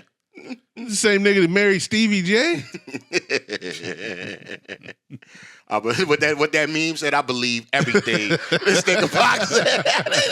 She's in there with a Biggie coat on. She's in the picture with a Biggie coat on next to Stevie J. I believe everything Fox said.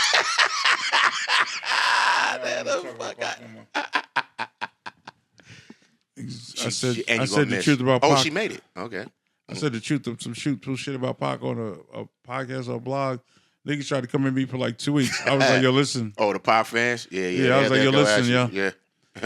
I'm not doing this. I'm not. Let me tell you, I'm not. I said what I said. Whoever want to see me, come see me. But I'm not going to be going back and forth with you fucking they can't stands wait. that ain't never met this I'm about nigga. to say they can't wait to defend a nigga they don't know. Don't know nothing about this nigga. Like, come on, man. Y'all niggas is clowns with that shit.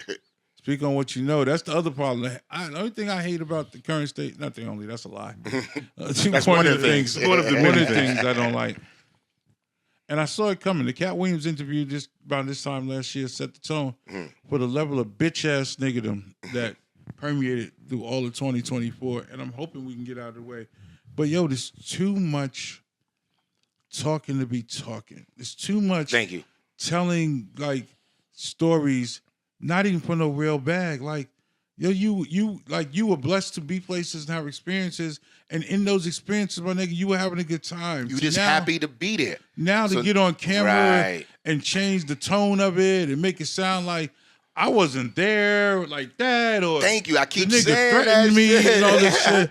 I was at the Diddy parties. Nigga, right. They talking about, you said, now all of a sudden nobody been at Diddy party? That don't mean you was there. I didn't spend the night. I didn't spend the night. Like, I'm not there.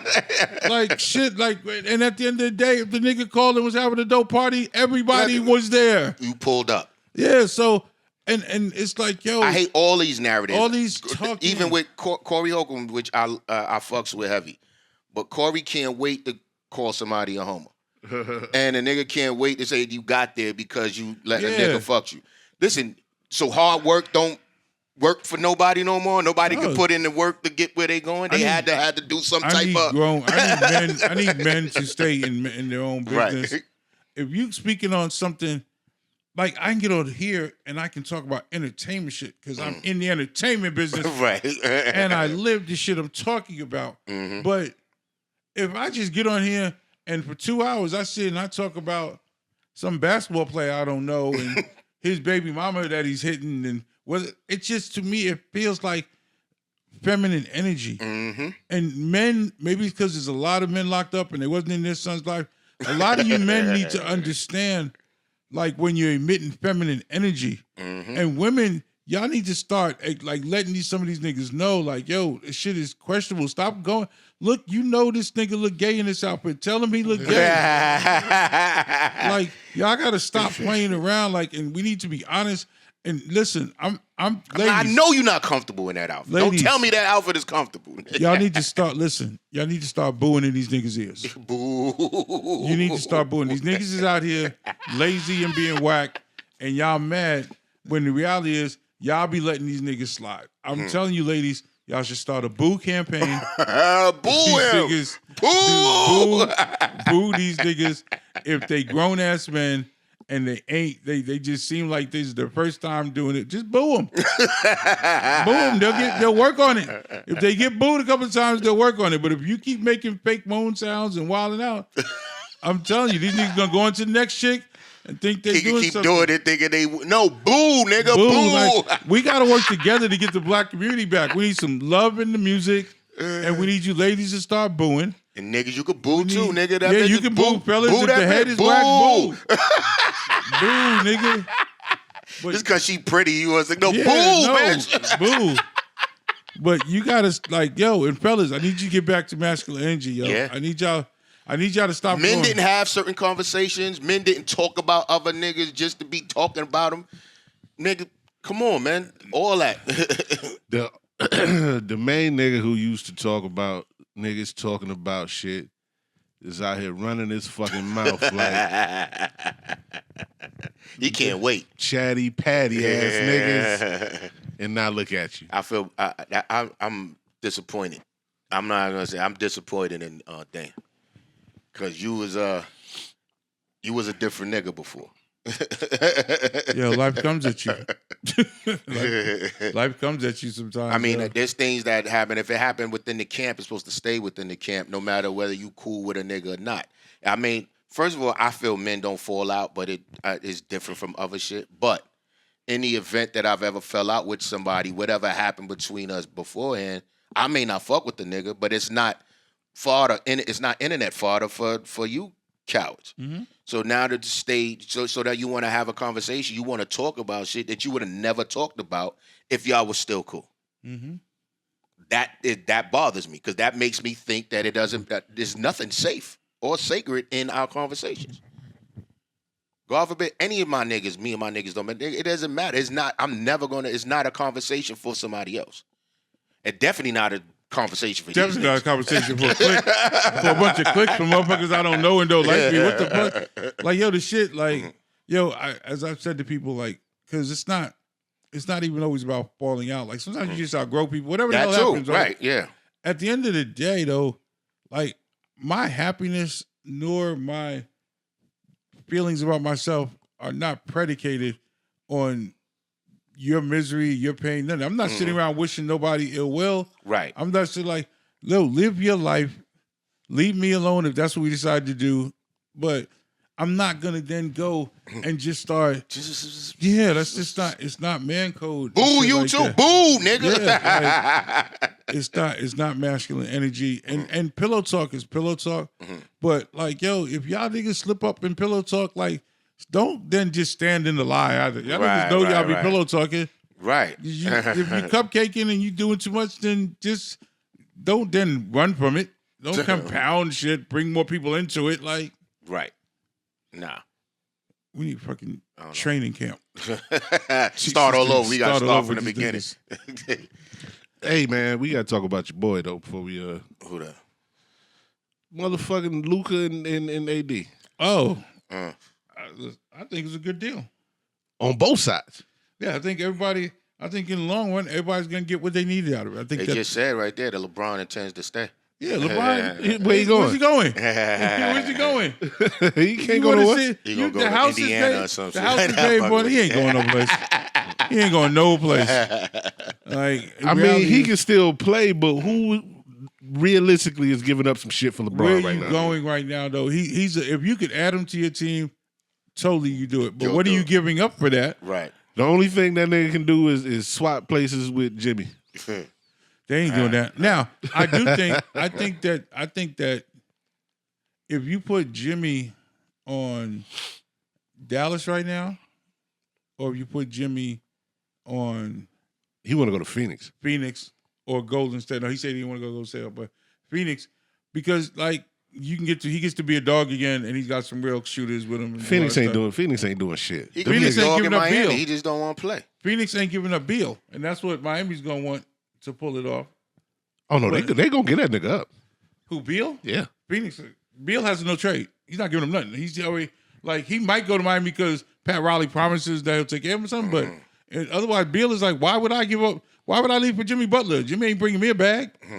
Like, nah. I think my thing about the Luka trade is this. I think that if you're Dallas, you've been trying to get him to take staying in shape and conditioning seriously, but you don't have the cachet of NBA legends that the Lakers have To do that. Yeah. to do what the Lakers could do to try and get him to stay in shape. You can send Kareem, Magic, like everybody at him to stay on. Like in LA, they're gonna stay on him, but it's gonna be a different approach. In Dallas, it was just like, yo, Luka, you're looking a little pudgy. You ain't listening to nobody. And that nigga don't play no defense. And you don't play. Yeah, but that's what I'm saying. You build it on. Plus, he's 25 though.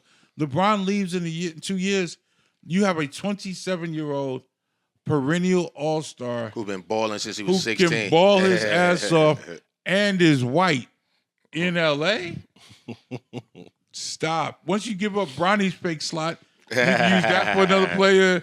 Like you can start to build around him. And as a Lakers, it's about keeping people in the seats. I don't give a fuck as much as motherfuckers talk that shit. You know why Jerry keeps doing what he does?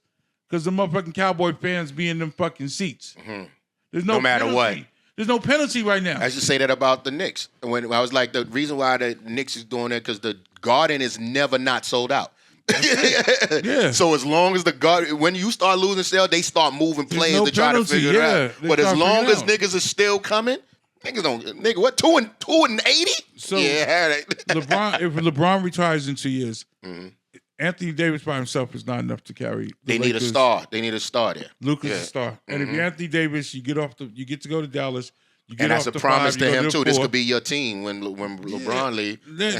And now you got Kyrie with you, which makes it easy to get down there. Like I think it works for everybody. I think if Luka really does like get in shape and play hard, I think it's a very, very smart and shrewd move for the Lakers. Them niggas is not expecting Dallas to do shit. Them niggas dropped to like an 80-1 chance of the finals. I think they're top 5 in the West with them. I gotta see. They're above Minnesota, right? You think they so? are above Minnesota right now. Minnesota needs to pull it together. You got Memphis above them. You got Oklahoma, OKC above them. You've got Golden State Portland. Golden State's actually under them. is under them. Oh, Yeah. Okay. You got Not Portland. Sacramento? No. Denver. Denver's Mm-hmm. above them, and then there's like one more. Mm-hmm. That's what I'm saying. Like usually, what would be above them, you probably would have put in like Golden State for sure, or Phoenix was supposed to be above them, but Phoenix isn't above them really. Them They niggas even ain't playing. shit. Yeah, that's Right. what I'm saying. So if you Dallas and you get in there somewhere in that 4 or 5, you end up Okay. playing. Maybe you mess around, you get to play the fucking Timberwolves who you can beat. You know, I just think for Dallas, it's a chance for them to go and try and make a deep push. And Kyrie has been been behaving extremely well. Yeah. If he finished the season behaving like this, I think they make a legitimate. Well, shit, they was just in the finals last year, 2 years ago, And they were horrible. but they were there. They scrapped around. So if you get there with a center or with Anthony Davis added to the equation, I don't know. I'm not mad at it. Got you. I'm not mad. What I'm mad at is the Yankees owner not spending no money while the Dodgers acting like they got the endless piggy bank. Yo, everybody that moves like the Dodgers is like it's Monopoly. They got the whole green, yellow, and the blue. Just come around this corner if you want to, boy. Yankees better get it together. They feel that they're fine and they're not. Yankees need to get it together. Shout out to Dion for not getting pulled into the bullshit Cowboy shit. Like, They offered it to him? no, you know what they did, man? Really, they tried to use him. So when you mention Dion and you put it out there, it appears that you respected the Rooney Rule, but you didn't because you didn't interview black people, and then you went and hired this white boy. So you really didn't honor the Rooney Rule. But see, but a lot of niggas is like, fuck that. Oh, it's even more now because the they versatile hiring has been removed. Well, that too, but they calling niggas just because they niggas. Yes. For coaching jobs, they like, nah, I'm good. You just calling me just to call me. Yeah, you ain't they don't because they know how like insecure, how unreal it is, and then they'll look up and they'll hire some 32-year-old kid out of a random college. Because he could be moved around. I'm saying the owner wants to be the owner, the coach, the freaking scouting dude. Oh no, the Cowboys definitely do that. Yeah, the Cowboys do that all day. Your man said that. Yeah. They was like, "Why don't you sit your ass down?" He was like, "No." He said, "I bought the team to be involved." I bought the team to be involved. Shout out to the asshole general manager of New York Giants. Thank you. Appreciate you. And to the owner. The fact that you're keeping this idiot as general manager reinforces all my beliefs that you are scared of a black GM and a black quarterback. But guess what? This year, you're either going to take Shador or Cam Ward, or you're going to be at the bottom of the league again for the next 4 years, waiting to try and see if you can get another one. I know your dicks are hard, hoping you could get Archie Manning, but can you afford to take another season to try and get him? Your boy got him looking horrible out there, Saquon. I've cheered for Saquon all season. Saquon told him he wanted to stay. They was like, "Yeah, we'll." You tried to play him. Yeah. You tried to play the black man. You tried even to in go the hard knock, they said, "We hope we don't end up with a place like Philly. We need to sign this guy." That's what the owner said. The owner said, "I'm going to be sick if Saquon goes to Philly." Boom, Saquon goes to Philly. I'm still going to keep GM. He wasn't that sick then. Right. There's a clip of the GM's son telling him to take Jaden Daniels. Your son told you to take Jaden Daniels, and you still didn't take him? Come on, man. Now, I'll take Shador or Cam with Malik Neighbors. They at least can start doing something looking better than what they have. It's horrible. It's a terrible thing. Let's see what these Dolphins gonna do. Same shit they always do. Win? Collapse. You know why the Dolphins is fucked up? The Dolphins need to start this season in December. Finish in August. Them niggas, They should wait. them niggas can't stand it. If it's 35 degrees, you got them. Motherfucking Miami makes you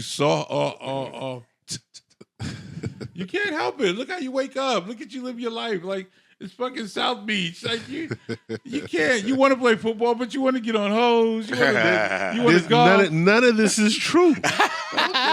From fucking Pop Warner to high school, and we can even go to college. Domination in South Florida. That's all they do. They breed football. That's it. That's when you're still hungry. Once the pros get in. Oh, once the money come? The money come in. These niggas is on South Beach, and you can't get them. You can't get them to do nothing. They got no fire. Playoffs come, they got to go New England or Buffalo. It's a wrap. Yeah, like the only purpose of the entire Miami season should be to get home field Home advantage. field That should be their purpose in life. every time. When you look up and you 6 and 7, you know you ain't getting it. So I guess you just say, I hate them all. Yo, Price, Yo. what's your slept on album for this episode? God damn it, man.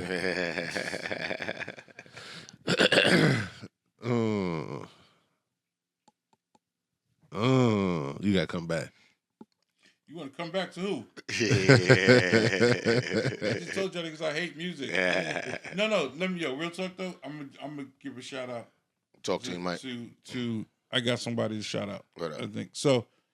I found this lady rapper, who really can rhyme. Actually, I don't really be reaching out. Her name is Raina Simone. Mm-hmm. Yo, she can rap her ass. Like she raps like Erica meets Lauren, but bebop with it. Like she's got some shit like. So that would be that's my artist. I don't have a specific album, but that's my artist. A slept on artist? Yes. She's been in the game for a while? No, She's just new. She's been going, yeah, That's a new one. This is a new Okay, artist, so yeah. what album in the past you felt it was good, but it didn't get its due? Album in its past that was good that didn't get. But we'll make sure we due. post something about her. You know what? Gina Thompson's first album was a good album. I don't feel like it got its just due. It's also where we introduced Missy to the world. Right. Because she did the single. Yep. Mm-hmm. And I think I that never album- listened to a whole Gina Thompson album, See? so That's now I right. got to go back I and. think it was. Actually, I got two though who I think the albums were good. They got slept on. Actually, three. I got a couple of Yummy Bigum's first album. Don't know who that is. See, She Yummy did the Bigum. joint with. Did she work with De La Soul? Yep. Yeah. Yummy Bingham's first album. Nicole Ray. I'll give you that. Yeah. Nicole Ray's first album. And Gina.